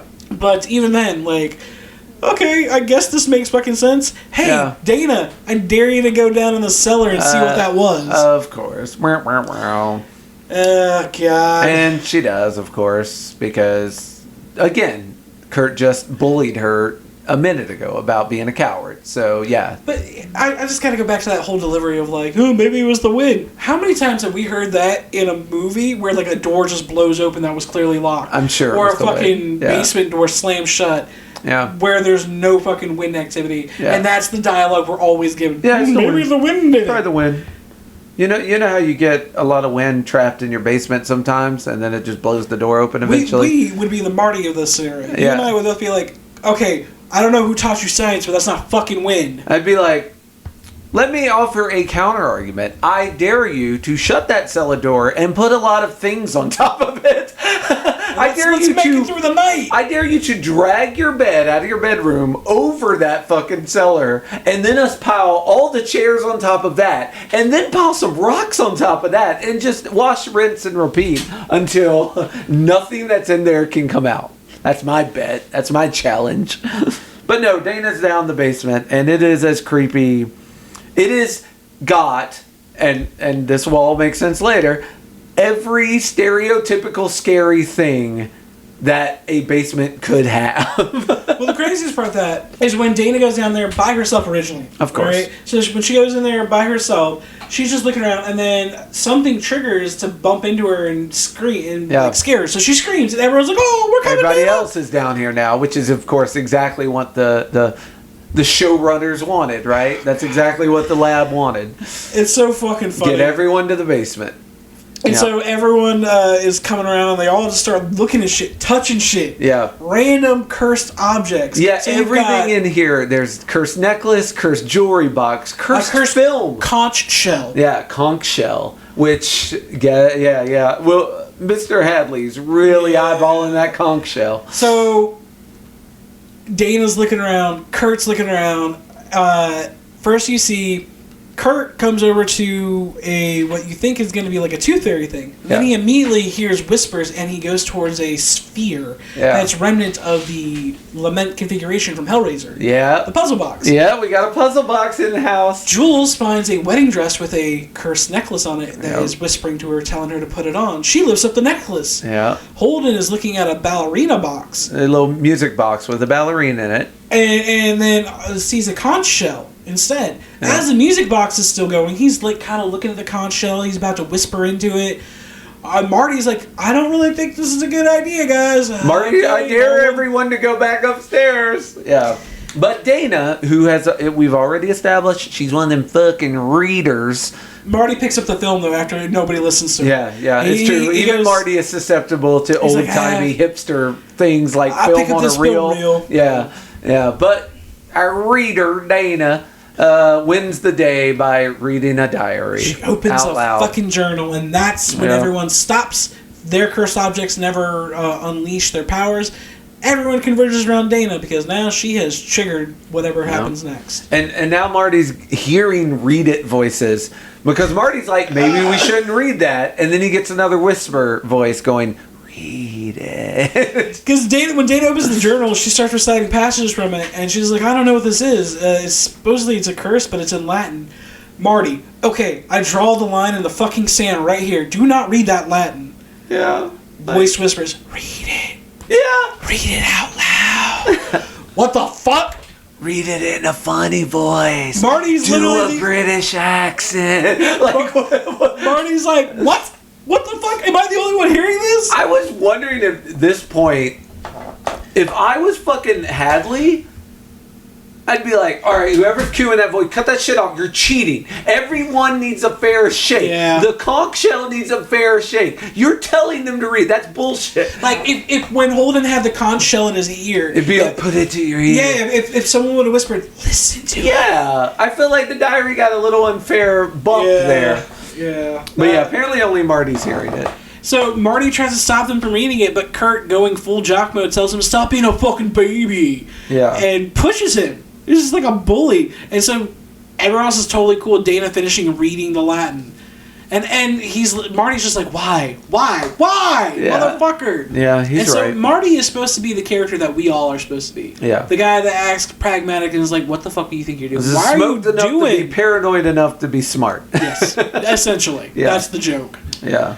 But as she finishes reading it, we see the dead family members start rising from their graves with fucking rusty, eroded farm tools as weapons in their hands. Yeah, the journal is basically about, like, an old redneck family that ended up, like, worshipping old gods or some shit. And so one of them had to cut their arm off to stop it. To appease the gods. The dad and the mother were into some black magic torture porn shit. Yeah. And so they thought the only way to be successful is by torturing and killing people. She decided to sacrifice part of herself to the curse to fucking stop her family. Yeah. That's essentially the background. So we now have our murder. The betting circle has closed, and quick juxtaposition to The Office. Yeah, where everybody's celebrating. Well, some people are celebrating. Some people are upset because they didn't win the bet. One person is especially mad because they said they had zombies. It's like, no, my dear. You needed fanatic redneck zombies. Tortured zombies. Tortured zombies. And I love this line. Is like, you picked regular zombies. That's the difference between elephant and an elephant seal. Not the same thing. I'm sorry, you don't win the pool. It's like, aw. And then, of course, this is where we find out that Hanley is upset. Hanley wanted to see a mermaid. He had it right to his ear. He had the conch. And this is why see a mermaid. Sanderson called him a fucking Aquaman. And Sanderson says, actually, it's good it wasn't because the cleanup after Merman, oh my God, it's insane. And we will see how insane a cleanup is after a merman later. Says, he's like, no, you don't want to see that. He's like, those things are horrifying. He's like, those things are so damn scary. And the cleanup, it smells awful. We will get to see the cleanup later, or we will see why the cleanup's such a pain in the ass later. But this is also when we get to see what the other countries are doing. We cut to the screens, and they have different names of different countries over them, and you can see where other experiments have either failed or succeeded. Sweden. Japan's is still going. Kyoto. And it's a Ringu kind of situation in a school where there's this crazy ghost spirit chasing school children around in a school. And they're all trying to get out of the classroom screaming for their fucking life while this little ghost girl is like haunting them and torturing them. It's like, oh, yeah, that's great. Good job, Japan. You are monsters. So we cut back to the cabin to Marty sitting there smoking, and he's starting to develop a hunching suspicion that something is off here. Yeah, Jules is doing seductive dance. Again, another every horror movie with teens has the scene where the sexy one is dancing for everyone, and everyone's just weirdly watching her. I have only once been in that situation, and it always feels fucking weird. Like, almost, especially if that girl is dating one of the people there, but is dancing for the whole group. Feels weird. I don't like that. Doing like feeling. A burlesque style dancing. Not a fan. Saying very flirtatious commentary to the other people. And Kurt's cheering her on. Like, yeah, baby. And Marty's like, this is not how you two act normally. And Jules is like, yeah, it is. Remember, Marty, you and me dated for a little while. And he's like, no, we made out once in college. We were sweeties freshman year. We made out one time. Yeah, in college. This is weird. Don't try and make this normal. This is not normal. And Kurt's like, oh, what? Don't act like you wouldn't want to hit that. He's like, I'm disgusted just by that phrase. Yeah. And so, yeah, he's like, okay, Dana, are you noticing that something's really fucking off? Like, these are not how our friends normally act. Yeah. And he straight up says, and Kurt isn't some alpha male jerk. He's a smart guy. He's a sociology major on a full academic scholarship. Yeah. So he is not he played a little bit of football at the beginning of that, just throwing the ball with Holden. Yeah. But he's a smart guy. He's academic. He's not a fucking brawn and brute kind of dude. Yeah. Marty has noticed the stereotypes, and it's becoming a problem. But Kurt and Jules are randy. So they're going to go make some loving. Yeah, Dana's like, dude, they're just drunk. And he's like, I've seen them drunk, dude. Yeah. I know that's not what's happening. Yeah, this is more than that. And then I did kind of enjoy this quote. He straight up says, he's like, you're not seeing what you don't want to see. Yeah. Puppeteers. And she's like, puppeteers? Pop-Tarts? You have Pop-Tarts? Yeah. She's like, Marty, you're just high. Marty, you were almost useful. Yeah, it's like... You almost were useful. You ruined it. As soon as you thought she said Pop-Tarts, you're like, you have Pop-Tarts? Yeah. Yeah. But, to be fair, I have been that stoner where you say something and then someone says something you thought was food-related and you're like... Yeah.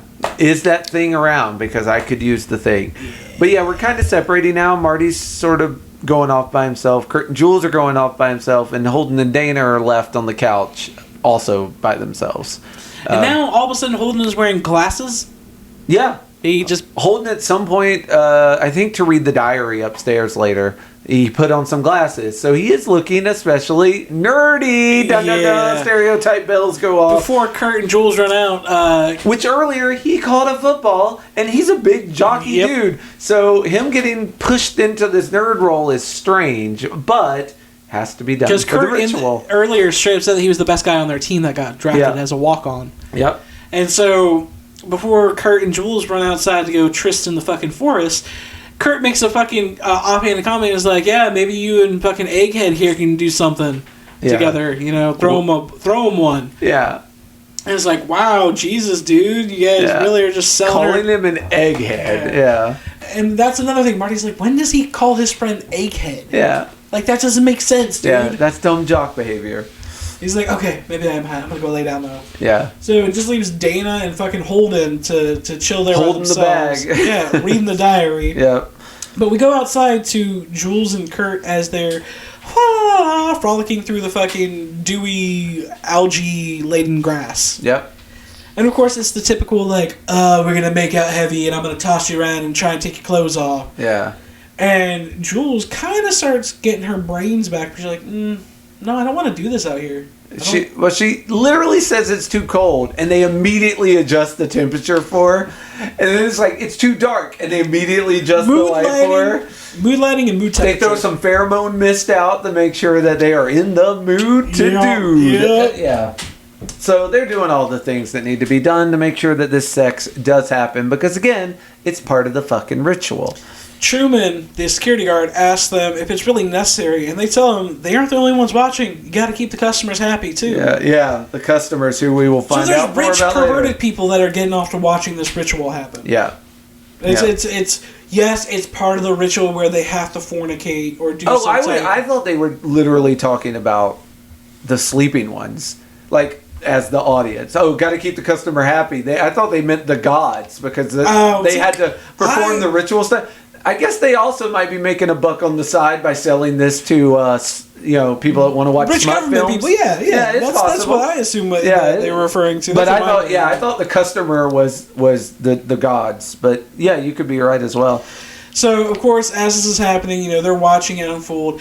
You get this fucking... Originally, it was a room full of all the scientist guys just watching to see if they could catch a titty slip. Yeah. And when originally she doesn't show her titties, they're all like, oh... Back to work, everyone. Yeah. Fucking Hadley's like, all right, you guys' natural male instincts is sickening me. Get out of here. Yeah.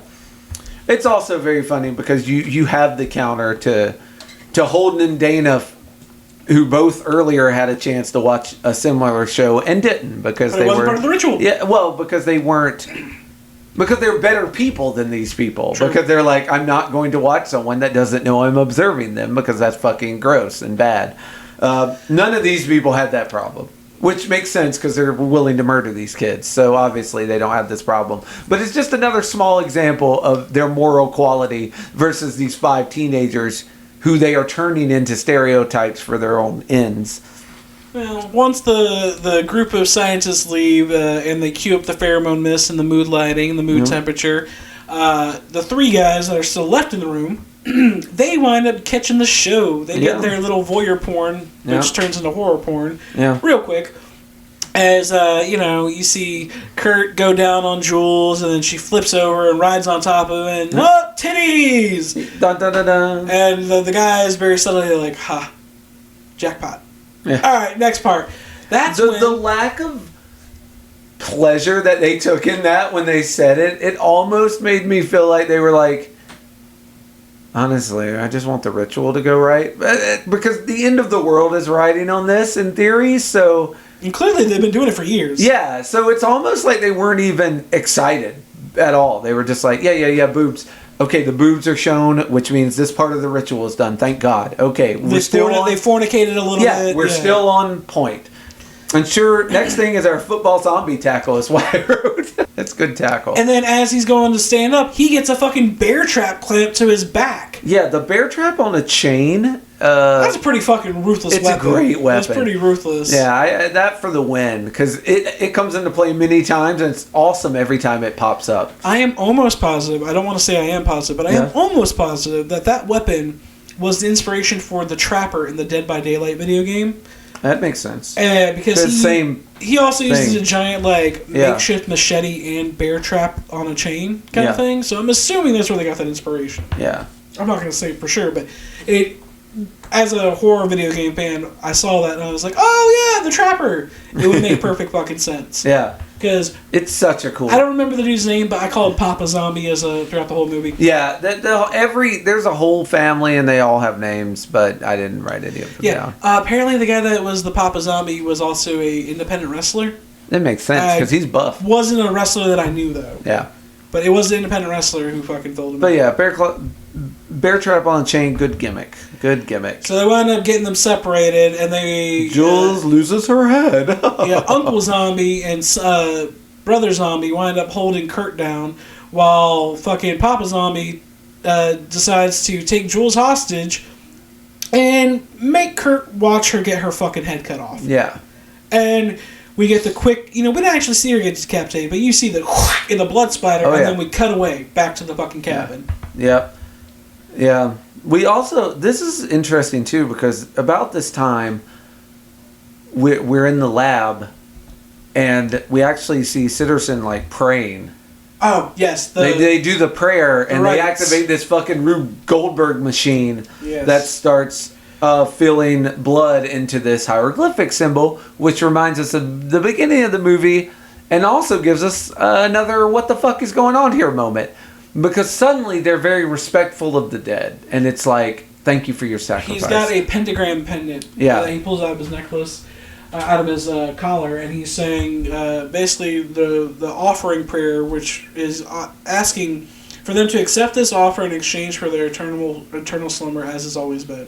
Yeah. Amen. Yeah, they suddenly got very respectful. It was somber. It was very somber. Very somber. They didn't take any joy in watching her death. They didn't be like, all right, cool, one down. Yeah. They just all right, she's dead. Next offer. And again, they do some weird Rube Goldberg machine that takes her blood and puts it into this basin, which goes into this hieroglyphic design. Yeah. It's all very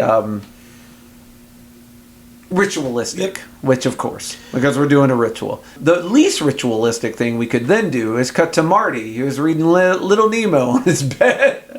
Yeah, Marty is freaking out because he's in his room and he's trying to read Little Nemo, and he's like, man, Nemo, you're in some trouble. You need to wake up, bud.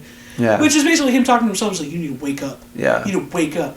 And this woman's voice keeps being like, I'm going to go for a walk. Yeah. And he's like, who is fucking saying that? He's freaking out, like, what is happening here? And he says something like, I am not a puppet on your strings. And then there's a moment of silence, and he's like, I'm going to go for a walk. Yeah, which I thought was very funny. He's so fucking high and out of his mind. Later they talk about how him being high kept their drugs from working. Yep. But man, he is still susceptible to those voices. Well, the voices are what gave him clarity to be like, okay, I know I'm high, but some shit's happening. Yeah. We cut to the couch where Holden and Dana are getting along, a.k.a. making out a little bit. Holla! And Marty walks by them and almost cockblocks Holden because... He does cockblock him because when he walks by, he is like, he has a husband's bulge. Which is a callback to the diary where the little girl was discussing how she wasn't ready for sex and basically understanding that, like, mom told me that I need to be prepared for it to offer to, please the husband's bulge. Yeah. Like, the boy that she was supposed to be betrothed to has one of those and she's not ready for it. So he makes the fucking joke like, hey, home dude's got a husband's bulge. Yeah. It just means boner. Yep. Yeah. And that does cockblock them. That does ruin it because they're kind of like, okay, well, let's just go back to reading this journal. Yeah, it's like, oh, no. That's not what we wanted. Marty goes outside and he decides that he's going to take a little walk down the pathway and start sparking up another joint. There's a nice line here, though. He says, he looks up to the sky and he says, I thought there'd be stars. We are abandoned. Yeah. And it is very rarely Marty says a line I like, but that's a good line. Yeah.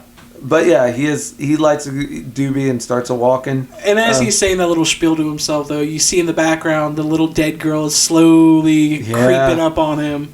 But man, Kurt shows up and he's kicking zombie ass. Jump scare. Yeah. He's like, we gotta get inside. And as they're running back to the cabin, Kurt just clotheslines the shit out of that little girl. Yeah. I love JBL. Kurt at that point. Yeah. JBL would be proud. From hell. Yeah. And when they get inside, the others ask him, like, bro, what happened? What's wrong? Where's Jules? Kurt says, she's gone. Yeah. Dana says, okay, what the fuck do you mean by that? He's like, she's gone. Yeah. We can't go out there. Also, we need to get the fuck out of here. And Dana's like, no, that's my best friend, dog. I'm going to go get her. I'm not leaving without my friend. Yeah. She rips open the door. Another trope. I'm not leaving without insert name of person here. Yeah. Yeah. And when she opens the door, Papa Zombie's just standing there with a severed head in hand and tosses at her like, "Here, catch! Here's your friend." And I, my next line was, "Oh, Jules got her old hair color back. Good for her." Shit. Too soon. She ain't a blonde no more. Yeah. And so when Dana catches it and realizes it's Jules' head, she starts losing her shit, screaming, tosses her friend's head. And she's like, "What the fuck?" Yeah. And the idea behind this was to get them to scatter and separate. Instead, they unify and then block the door and keep him out and lock it in. And so the lab people are like, oh man, that's not what was supposed to happen. Yeah, because Kurt's like, all right, that's it. We need to barricade every window, door in this house. We need to stay together. At all costs, no matter what, don't separate. Yeah. And they're like, fucking A. All right, what do we do now? Watch the master at work. Yep. I'm going to pump up the chemicals right as Kurt is walking by the vent. Yep, get Kurt. Because he's obviously the leader. His machismo will get the better of him. He's like, no, this isn't right. We need to split up. We need to secure each of our rooms. We need to make sure that we're all safe. And Marty again is like, wait, no, stay together. Like you said, we have to stay together. What are you talking about, dude? Yeah. Well, no, Holden is. Marty's still... no. Holden you're right. I'm sorry. They separate again here. Yeah. Holden blindly follows fucking Kurt. Yeah, Holden's following him. But yeah, Marty does not like the idea. Of course he doesn't. Why would you? And so when everyone goes to the separate rooms, as soon as they go in the rooms, the fucking Sitterston and them from the office lock the doors in. And Marty's like, wait a minute. Hold up. Yeah. Fuck! How are we locked in here? Yeah. Like, who just locked us in? Bro, something's not right. Yeah. Yeah, good on you, Marty. And of course, whenever he realizes, oh shit, the zombies are still fucking out there, he goes to go slam the window shut. Yeah. And he knocks over the fucking lamp in his room. And in his his manic mode... There's a camera and a speaker in that motherfucker. Hey, that's a camera! Wait, let me follow this fucking wire all the way up the walls. Yeah. Now the lab's freaking out because they're like, oh, the jig's all messed up. We've been compromised. And then they're like, oh no, zombie to the rescue. They see one of the zombies get into his window. Which, like, again, this dude should have been knocked out. How much drugs did you put in his fucking weed? We fucking laced that shit all to hell. Yeah. He's just too fucking resistant to it. Yeah. But he does the trope of standing too close to the window and talking shit. Right before that, though, he's like, oh, God, I'm on a hidden reality TV show. Oh, God, my parents are going to think I'm such a burnout. He's not wrong. And then he gets yanked through the fucking window. Yeah. I was like, yeah, of course, that's where your brain goes to. You're just worried, man, I'm on TV. Just for half a second, he forgets that he's in actual danger. Yeah. He thinks it's just a show now. Yep.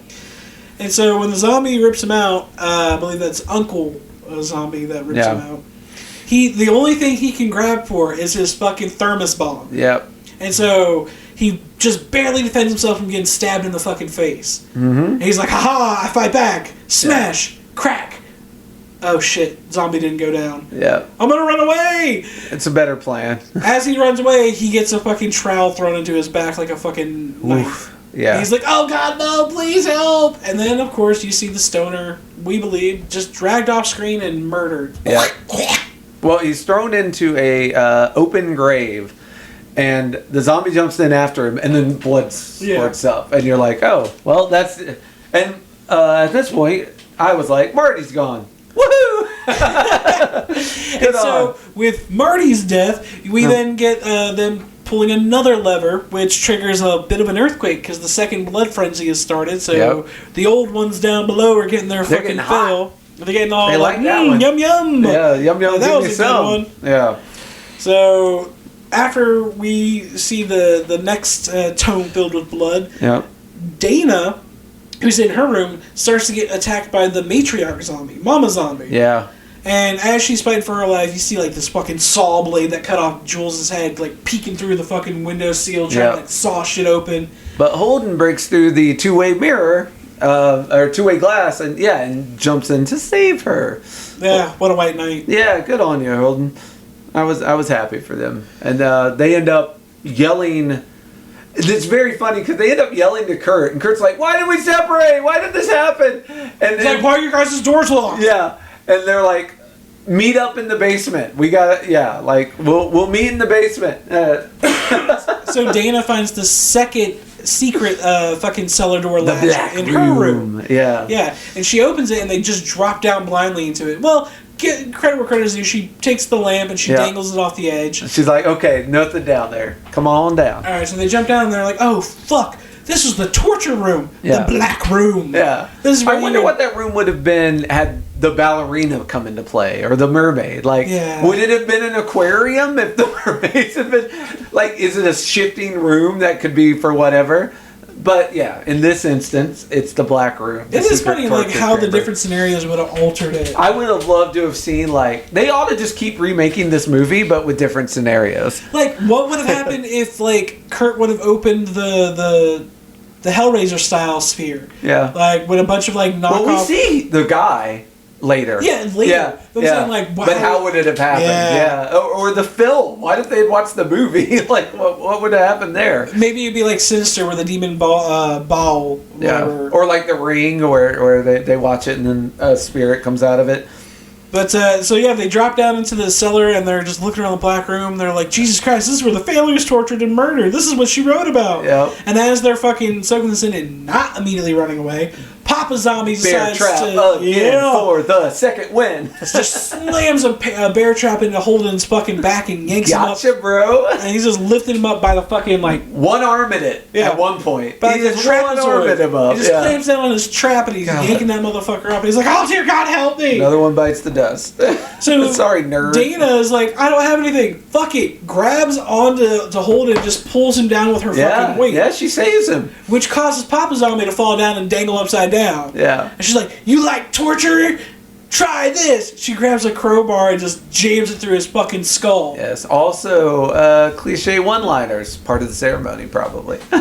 Jesus Christ. Does not stop him, though. Yeah. She's like, oh, okay. This is not a brain injury dead zombie, which is important because that is how you get rid of zombies most of the time. Yeah, he stops for like 5 seconds and then immediately wakes up trying to pull the crowbar out of his fucking eye socket that has now pinned him to the wall. Yep. So she grabs one of the kitchen knives or the torture knives off the fucking tool set and starts just stabbing Papa Zombie repeatedly till he's not moving no more. I'm like, bro, it's a zombie. Yeah. Like, you gotta dismember and burn the body. Come on. Well, I mean, but depending on your zombie movies, sometimes just brain injury will We get a logical explanation here about why she doesn't keep stabbing him. Yeah. So, after the fucking Papa Zombie's been immobilized and they freehold him from the bear trap, she still has a knife in her hand. The guys at the office are like, oh, god damn it. Alright, they're just getting in the way now. He flips a button and it electrocutes the knife, which she drops it. She just it's just like a static shock that makes her drop the weapon. Yep. That's why they never hold on to the fucking weapons in movies. You gotta hurt them to make them drop it, yeah. Bro, my ass, if I got shocked, I'm like, what the fuck? I'd just be switching hands. Zzz. What? What the fuck? Zzz. What the fuck? Yeah. I'd be like, I'm not letting go of this knife. I'm going to wrap it up in cloth or rubber so I don't get shocked anymore. Can I hold it from the blade? No, that's a better conductor. Ow. Again, a nice little explanation of why in horror movies that trope happens time and time again, because you know what?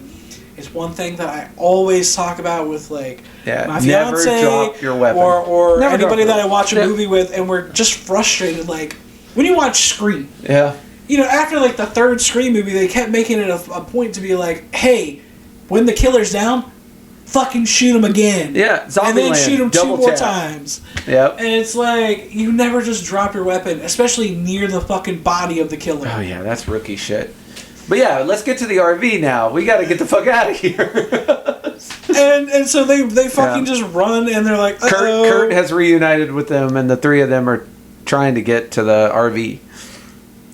Right? Yes. They get outside to the fucking camper, and as they're driving away, we get a cutaway to the TV screen with the ghost girl from Japan, who is now being exorcised and reborn into a happy little a lucky frog, where all the schoolgirls have come together and they've conquered the evil and they will now live happily ever after. Everyone is mad because they're like, how in the world did Japan get 0 casualties in a child school? Like, it should have been easy pickings. Yeah.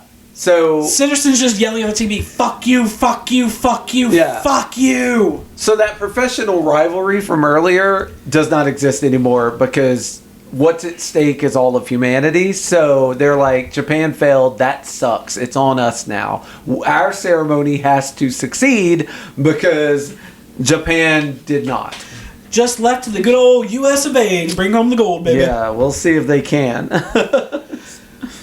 Humanity's last hope. America. There is a problem here, simultaneously. Yep. So Japan has failed, right? Mm-hmm. Our teenage campers are starting to get away. Yep. There's supposed to be a cave-in because if we recall, they went through a very narrow road through a cave to get here. So a cave-in can stop them from escaping. But for some reason, no one's cued the cave-in. Yeah, Hadley starts bringing us like, wait, there's no cave-in. What's going on? Sanderson's like, what do you mean there's no cave-in? Yeah. So Sanderson decides to sprint his old ass all the way down to the pyrotechnics. Man, Sanderson running like a man half his age. Yeah, running all the way down to the fucking engineer's room. And when he gets there, it turns out that they had some type of electrical issue.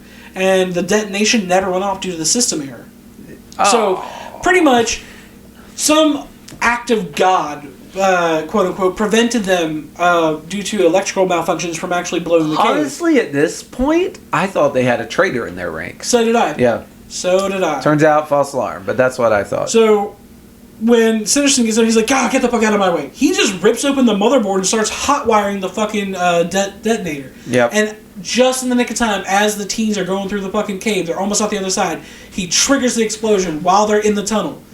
Yeah. Luckily, the explosion is in a slow, sequential detonation point. So they're able to slam it in reverse and get out of the cave and not die, because that would have fucked up the ritual too. But they get out before that happens, which, man, impressive. And I did not realize they had a motorbike in the back of the RV, but they do. Because Kurt's I noticed it at the gas station. When they were at the gas station, they drove off. Kurt is going to try and jump this gap to get around this cave-in problem. Yeah, they're freaking out. They're like, "Ah, fuck, we're trapped." It's like, it's right there. It's literally right there. It's such a small gap between us. Someone give Kurt a Mountain Dew because he's getting ready to go extreme. Holden's the one that fucking wires him up. He's like, "Hey, he's Kurt, gonna do the bike." He's gonna do the do, baby. Dana, being the logical person, is like, "Bro, I don't think you're gonna make this jump." He's like, "Dude, I used to fucking make jumps twice this size." Here's the thing: normal circumstances, he probably would have made the jump. I think. Like, okay, if you look at his trajectory, it looked like he was gonna make it. To me, physics be damned. I don't. Well, no. We're not doing physics. We're doing horror movie tropes. Like that jump in a horror / action movie, easy jump. Fucking John Statham could have done that shit with his eyes closed. Nicolas Cage could have done it backwards. Like not even like. Tom Cruise would have done it twice. Tom Cruise would have done his own stunts. He would have done it his damn self. But okay, fair. Yeah. Fair. But Kurt not so lucky because if you recall the Black Hawk Down from earlier, there's something we did not count on, or Kurt did not count on, and that is an invisible force field. But he doesn't care because he's all fucking juiced up on these hormonal cocktails that they've been fucking feeding him. He's still action hero mode. Yeah, he's got testosterone at 11. So he cranks the dirt bike up, goes for that jump across the little mountain gap, and right as he gets halfway through the air, smack! He hits the invisible fucking grid. Whoopsie! Which blows up the dirt bike, which makes me think that the force field is also like an electric fence thing where it just zaps and fucking kills anything that touches it. Yeah. Because not only did the bike blow up, but Kurt looked like he got fucking... and then just pull down the... I love how as he's falling, his body is falling against the fucking grid, so every time he smacks into it... It lights up again. Like a bug zapper. Well, it's also good because it allows Dana and Holden to see it more than once. Because if you just saw it just in an instance, you could have like... Maybe we can go around it or what happened? No, well, or you could be like, what happened? I don't know. Like, I thought I saw, but I did I? But no, he just keeps hitting it. So you can definitely see there's a fucking force field here. This sucks. And ironically enough, yeah, because of Kurt's death in this manner and the way that he fucking smacks in this force field, this right here is the catalyst for Dana to have her brain open up and be like, fuck, Marty was right. Marty had it. It's a simulation. Marty had it right. There's puppeteers. Yeah. We're puppets in this shit. Yeah. And so Holden's like, I need you to hold it together, Dana. Like, I need you to calm down. Gets her back in the car and they start driving, and that's when he's like, what's going on? Why are you just shutting down? I need you to be here with me. She's like, no. He's like, it doesn't matter what we do. We'll take the road the other direction. And she's like, no, where? There'll be something there too. They'll flood it. Then we'll go off road and we'll just cut through the woods. She's like, no, there'll be something there too. But Holden actually at this point does talk her down. He's like, look, I need you to be. I can't be the only sane person here right now. And she's like, you're right. Okay. Hey, as long as you're with me, no matter what, we'll get through this together. All right? Yeah. Promise me, we'll get through this together. Yeah. Apparently, they did not check their car for zombies. How did that work? Right? Because they got in the back, got the bike out. Like, was she hiding in a cupboard? No, he was clearly in the bathroom. He was clearly in the Winnebago's bathroom. Like, none of you checked the bathroom? Come on, that's rookie shit. Like, bro, that zombie's probably been there for a while. They needed to take a mean zombie shit. And so, like, they figured... Hey, I can come out now. I'm done deucing. Fucking big macho man's dead. I got this. But yeah, as Holden gives his heartwarming speech that we're in this together. We got this no matter what. He gets shanked through the back of the motherfucking neck through his throat with a crowbar hook. It happens to all of us, really. From Uncle Zombie from earlier. Yeah. And you're just like, bruh, what? What? Yeah.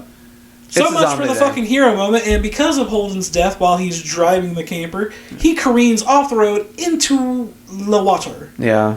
So now Jules is in a van. Dana. I'm sorry, yeah. Dana is in a van drowning with a zombie also in the van with her. This is a bad scene. Yeah, so we found ourselves. Holden crashes off the road. Yep. After his quick little painful death. And yeah, as you said, Dana is struggling. She's trying to get out of the sinking RV while also fighting off a fucking zombie man. Like you do. But she's quick. She gets out. She's our final girl, as the trope has been, throughout the whole movie. She's our virgin final girl. Yeah. Essentially.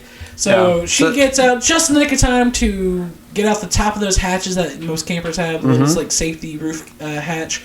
She gets out and slams it on the fucking zombie dude, who sinks to the bottom of the fucking lake. Bah! With the dead body of Holden. Nice. And as she climbs out of the lake onto the deck, like most good horror movies do, she's there like, oh, I'm alive. I'm barely alive.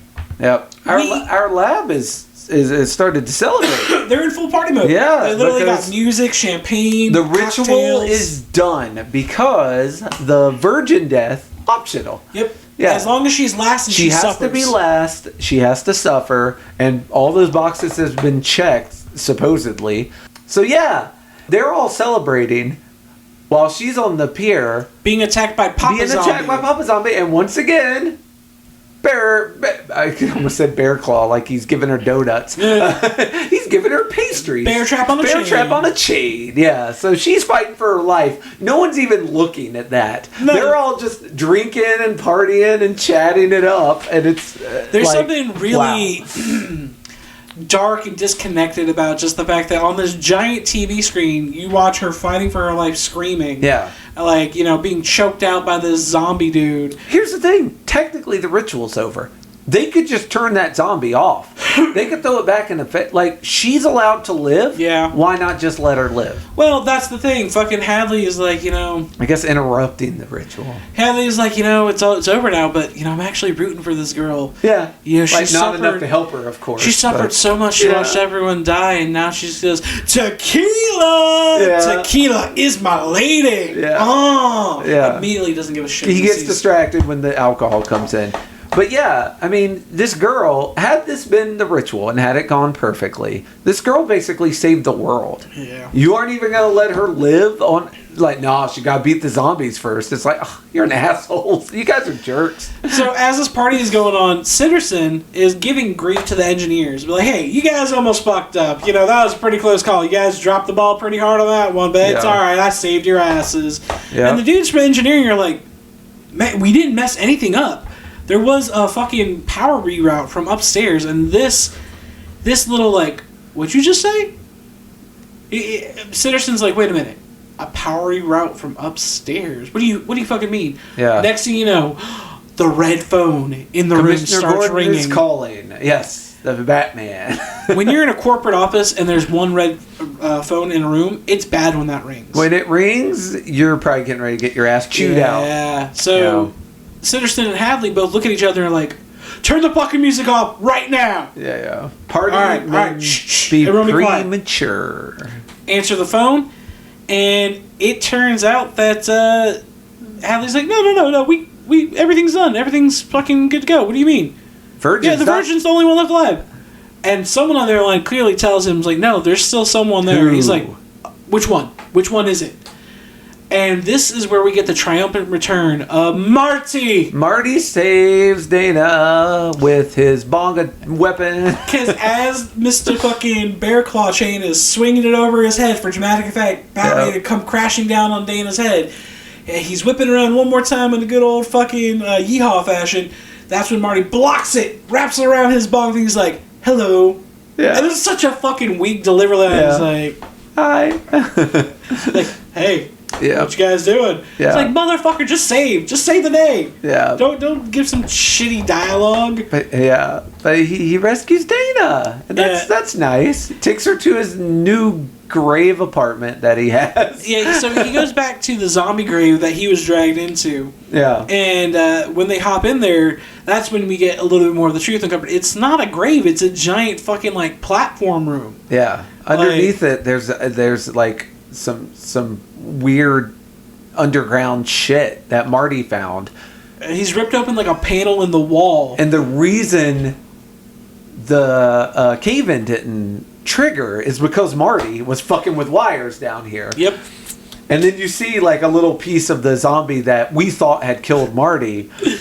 And he's like, oh yeah, I dismembered that guy with a trowel.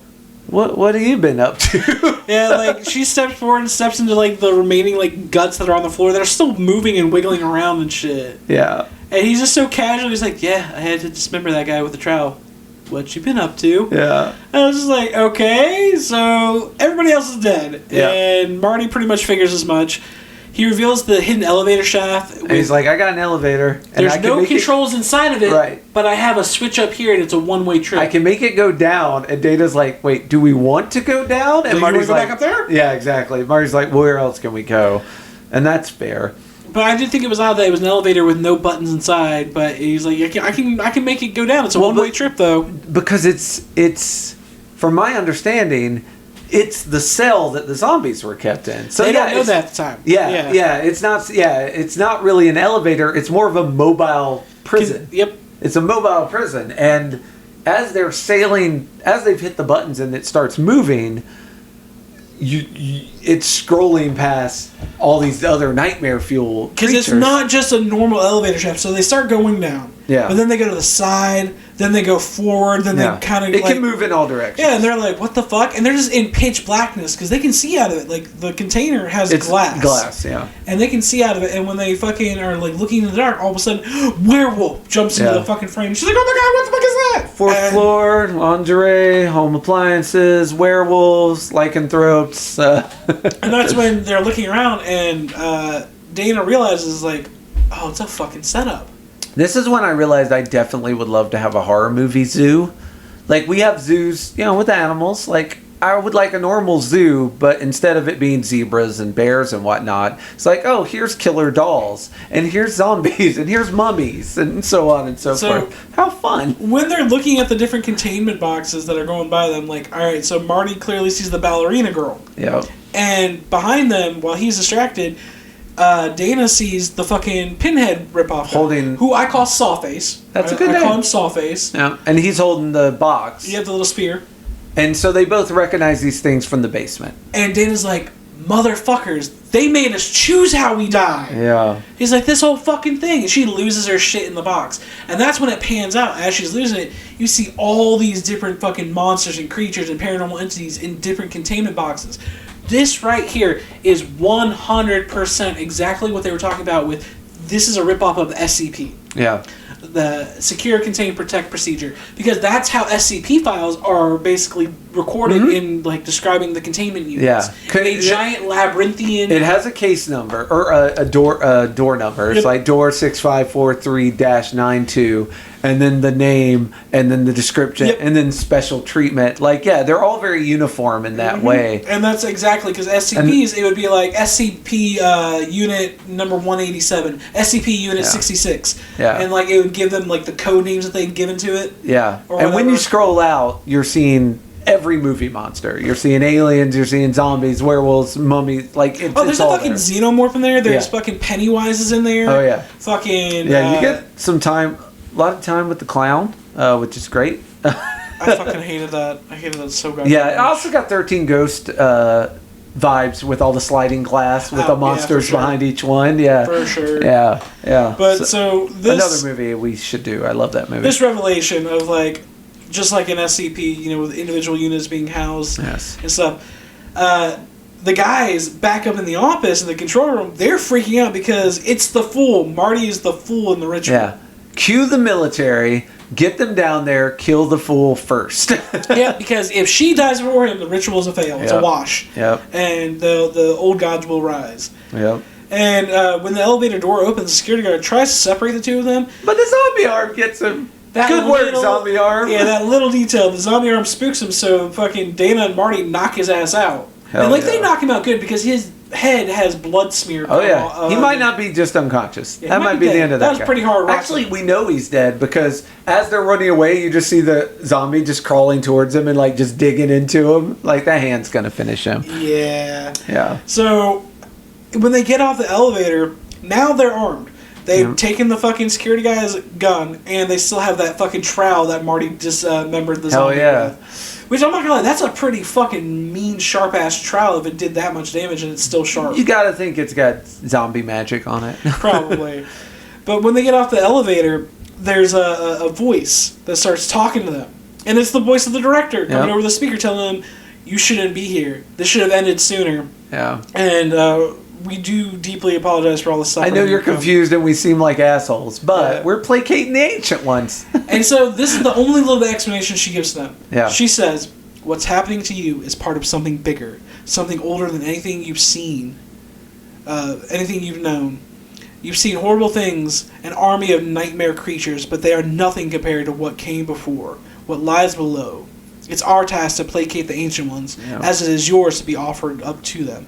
Forgive us and let us get this over with. So she's basically like, look, this is just part of my job. Yeah, Goreship, if you heard that speech, would you be like, it's a good point, I'm just going to stay here and get killed? No. That's a bad speech if you're trying to convince someone to kill themselves. Dana instead decides to release all the fun that's in these sails. Yeah, so they run back to the control room, which is the control room of all the different fucking elevators. Yeah. That open up.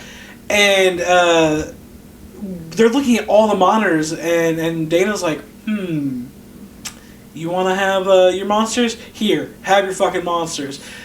They decide to unleash it because right as they do, the fucking wannabe military guys show up and start shooting at them through the fucking doors. Beep! She's like, well, it's them or us. Yeah. And they just press the big red button like you're not supposed to do. Yep. She pushes the big red button.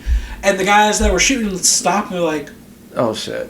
Oh fuck. Elevator dings and just a flurry of fucking monsters tear out, ripping them apart. This is kind of like every scene in Ready Player One. It's like every single like pop cultural horror icon, you see a version of giant fucking snake, dragon, ghost girls, aliens, clowns. Oh man, you got a weird family of like Agent 99s, everything, man. Looks like something from like The Strangers, but they have like paranormal abilities. I feel like those are the ones that come out of the film, but you know. So now you get this flurry of gunfire, viscera, and anguish cries of grown men in technical gear crying out from their deaths.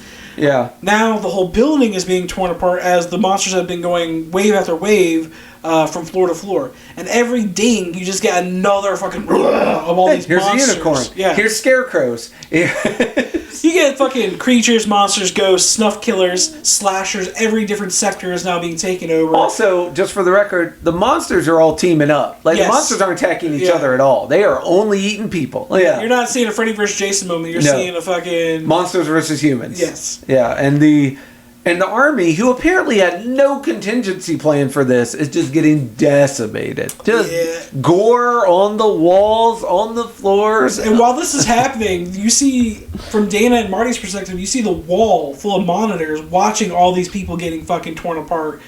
And like, they have to watch all the gruesome deaths. It's like, well, I mean... better you than us right now. Yeah. So while that's happening, a vampire fucking crashes through the window wherever they were hiding. Yeah. And they're like, oh, fuck, now we gotta run. We were here. We were safe for a minute, but now we gotta it's a vampire. Run. It's kind of like Man-Bat from the Batman comics. It's like a mostly bat, slightly humanoid creature. Yeah, it's awesome.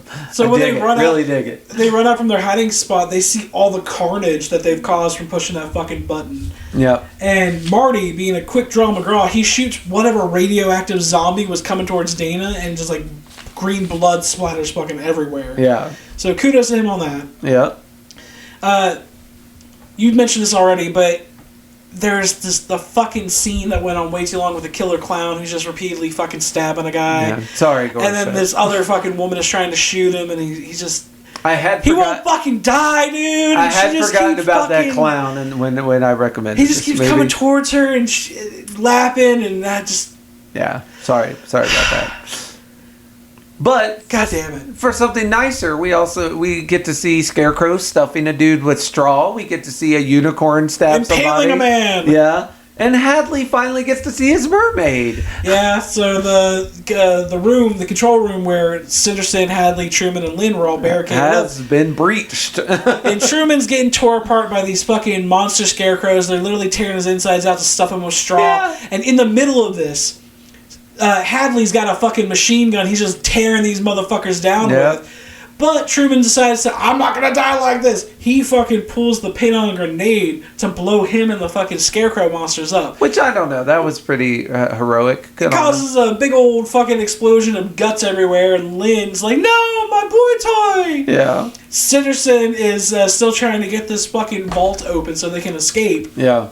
And Hadley gets blown back by the fucking concussion of the explosion. Yeah. And he's all laying there like, what's happening? And you just hear it coming into frame. Squawk, quack, quack, quack. Messy.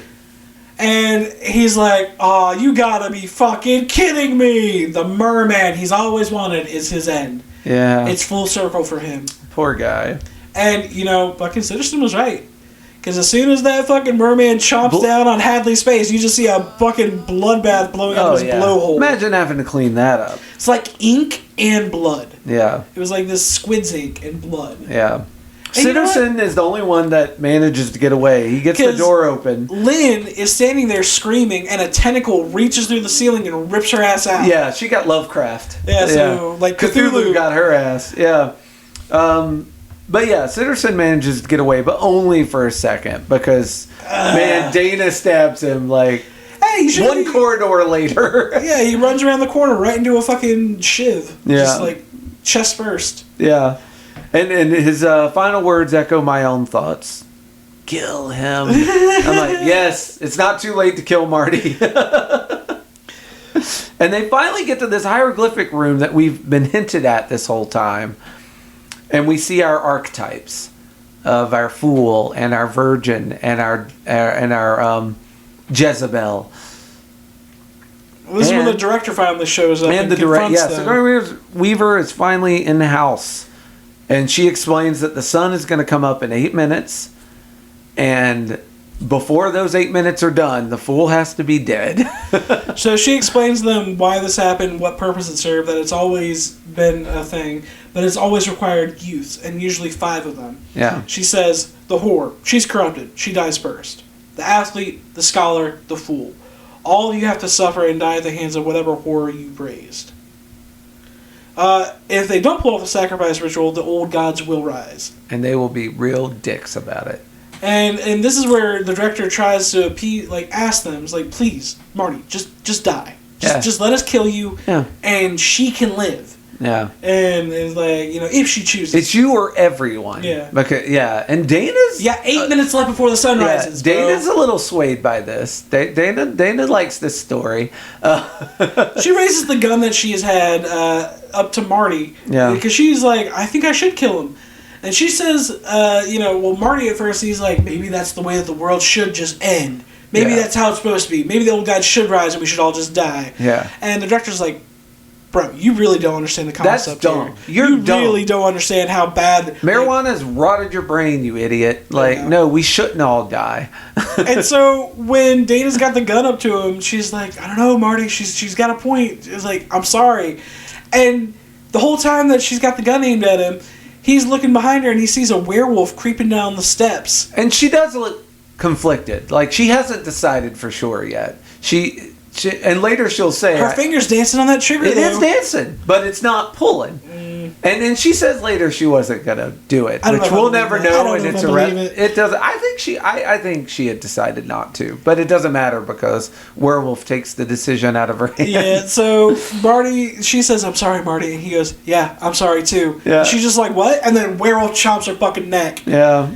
And just starts bleeding everywhere.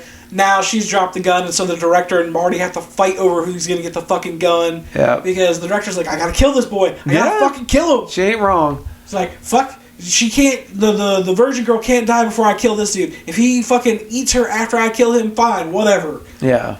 But Marty wins this tug of war and chucks her into the demon pit. No, actually, what happens is, so as they're fucking struggling over the gun, the director is beating his ass. Yeah. And she finally gets the gun out of his fucking hands and she's about to pull the trigger. But that little zombie girl, we forget to mention it. Oh, yeah. When all the fucking monsters are coming out, she was the last ding of the elevator. Yeah. She was the last one to come out. Yeah. She's been following the fucking trail of Dana's scent this whole time. Yeah. So she gets down to where the director and Marty are, and right as Marty sees her, he fucking, loses the gun, and the director's about to fucking pull the trigger, but the axe from this little zombie girl goes into the director's head. Yeah. And she won't let go of it. Marty gets up underneath the fucking director's body. He's like, and just kicks both of them into the fucking Then he pit. chucks her into the hole. Yeah. I forgot about the axe. Because she won't let go of the axe. Yeah. So it drags her down with the director's body.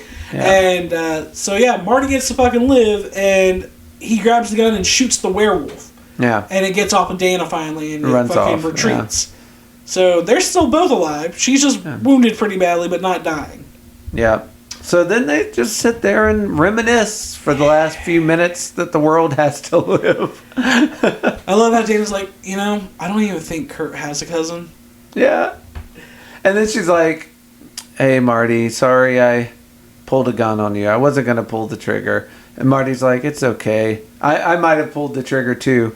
Sorry I didn't tell you about that werewolf. Sorry I let you get attacked by a werewolf and ended the world. Yeah.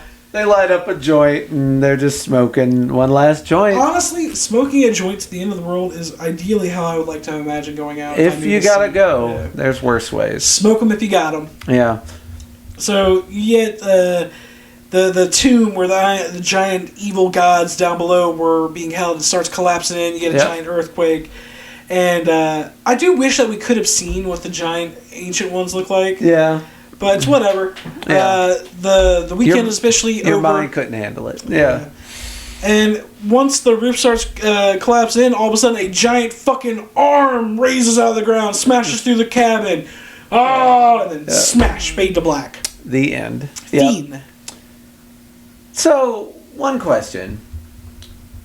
Why did it take them so long to figure out Marty was still alive? Like, they had his life signs the whole time, right? That is a plot hole that I was actually going to bring up. I was like, what was the point of having their vital signs on fucking display?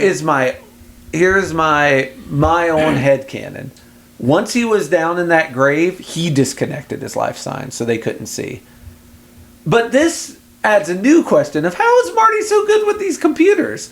Like, he was able to turn off the thing for the landslide, for the cave tunnel. He's able to disconnect it so it looks like he's dead. Again, this is my headcanon. But, like, man, that guy's a computer whiz. What was he majoring in college? I think that, so again, it's not explained, but I think it was all sheer dumb luck on the part of, like, Marty was just hitting buttons, just happened to hit the right buttons. Yes, he was just ripping wires out trying to see what would happen, and it was just a chain of events, like him fucking with wires caused everything to get disrupted. Yeah. In terms of not noticing his vital signs, I think that was just their hubris. They got too cocky. I think the fucking guys in the control room just got too cocky. They were like, all right, dead. Yeah. Switched off the monitor and just focused on the people who are alive. I think that's their downfall. I think it was a hubris thing. But maybe it was on the thing that sensed his life signs was on his butt. And when he fell into the coffin, he landed on his butt and broke it. That or it was on something that he was wearing that wasn't on his body. Yeah, I'm just making excuses. That's something they should have cleared up in the movie. They should have had a reason for it. Felt like a loophole in terms of like them just not paying enough attention. Their hubris got the better of them. So, but that is a small thing, and then and otherwise, like I said, a movie that I very much loved, and a good Halloween film for. Man, because whatever Halloween movie you wanted us to cover, we sort of did. Because one of those glass boxes had whatever Halloween movie you wanted in it. And we discussed all the tropes that you're going to watch over Halloween. Yep. Fucking noises that shouldn't be there making noises and people walking towards them. Yeah, people walking in the wrong direction towards them. Redneck torture families. Fucking haunted relics and items that cause bad things to happen. Government conspiracy. It's all there. It's all fucking in the threshold. Yeah, the family that tortures together stays together, I think is the real message of this film. It's so funny. So when I was going and looking up on the research of this episode, I was looking for kind of like what the negative reviews of this movie, because like I had always heard like negative panning about it, and a lot of the negative reviews were people. I don't mean to sound crass when I say this, just being fucking morons. Yeah, a lot of the people who were like leaving negative reviews didn't like the movie because they didn't get it. They didn't get the point of the movie, or they thought it was too satirical. It wasn't like what they thought was advertised. Yeah. They're like, oh, it's too much of a satire. Like, I don't get the whole point of this fucking, like, commentary of the movie. And it's like... Yeah. Bro, it's pretty self-explanatory. Like, you shouldn't have to think that fucking hard into it. Yeah, if it's not what you wanted, that's fine, but... It's weird to argue it was a bad film. Yeah, I mean... It'd be like, I was going expecting this, and I got this instead, and I didn't like that. That's here nor there, but... I don't know. I don't think... I think it's difficult to argue that it's a bad film. Like, I think... Like, that is a pure, just people being nasty on the internet. One person on Rotten Tomatoes was like, I felt like they were just trying to insult my intelligence the entire time. Yeah. I was like, you completely missed the point. That's not a review, you completely missed the point. Yeah. That's not even a review. I don't know who this movie is made for, but it's clearly for people who just need to be guided the whole way. I was like, again, you're missing the fucking point. Right. That's not what this movie was about. Like, if you don't understand a metacontextual fucking examination of horror movies and, like, the greater role it plays in society... Yeah. It's literally explaining, like, oh, these things happen in all these horror movie universes because the government lets it happen. Well, it's such a funny way to look at it. Plus, it's combining that fucking SCP thing. Yeah. If you are a person who, like, grew up on creepypasta and fucking, like, you know, the Reddit no sleep post, a lot of these things are things that you, like, hey, I recognize that from fucking Reddit boards and shit that I've, like, read about. And it also is kind of the thing of when do habits become traditions? When do traditions become ritual? When do rituals become like sacred rites? Because everything that is a sacred rite in a religion or it started as just a habit, just a thing that people just did. And eventually it got more context and it got more... meaning behind it, and then it eventually became something. It became something bigger than itself and what it started with. And it's funny to think that these little horror movie tropes and these things that we just did because it's easy or it moves the plot along or it's just it's not a horror movie without this. They became part of an ancient ritual to keep the old gods sleeping. Like, that is a fun premise. And if you're not willing to take that trail, if you're not willing to go down that road with the people that made this movie, then it's fucking fine. But keep your whining off the internet. I don't want to see it. Which is why, as always, I don't ever look at the fucking reviews because, man, they make me cry. They make me sad. I just had to see what the divide was. Because I knew what the divide was, like, on like why people didn't like The Collector or whatever. Yeah. Like, I knew that when it was happening. Like, you always follow. You love the comment. You like to hurt yourself, Goreship. You're a masochist at heart, I think. Yeah.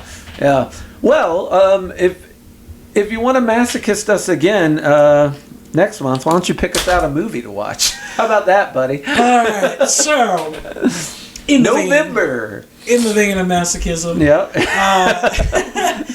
Unless it's Troll 2, you're not going to win this war, buddy. But what you got?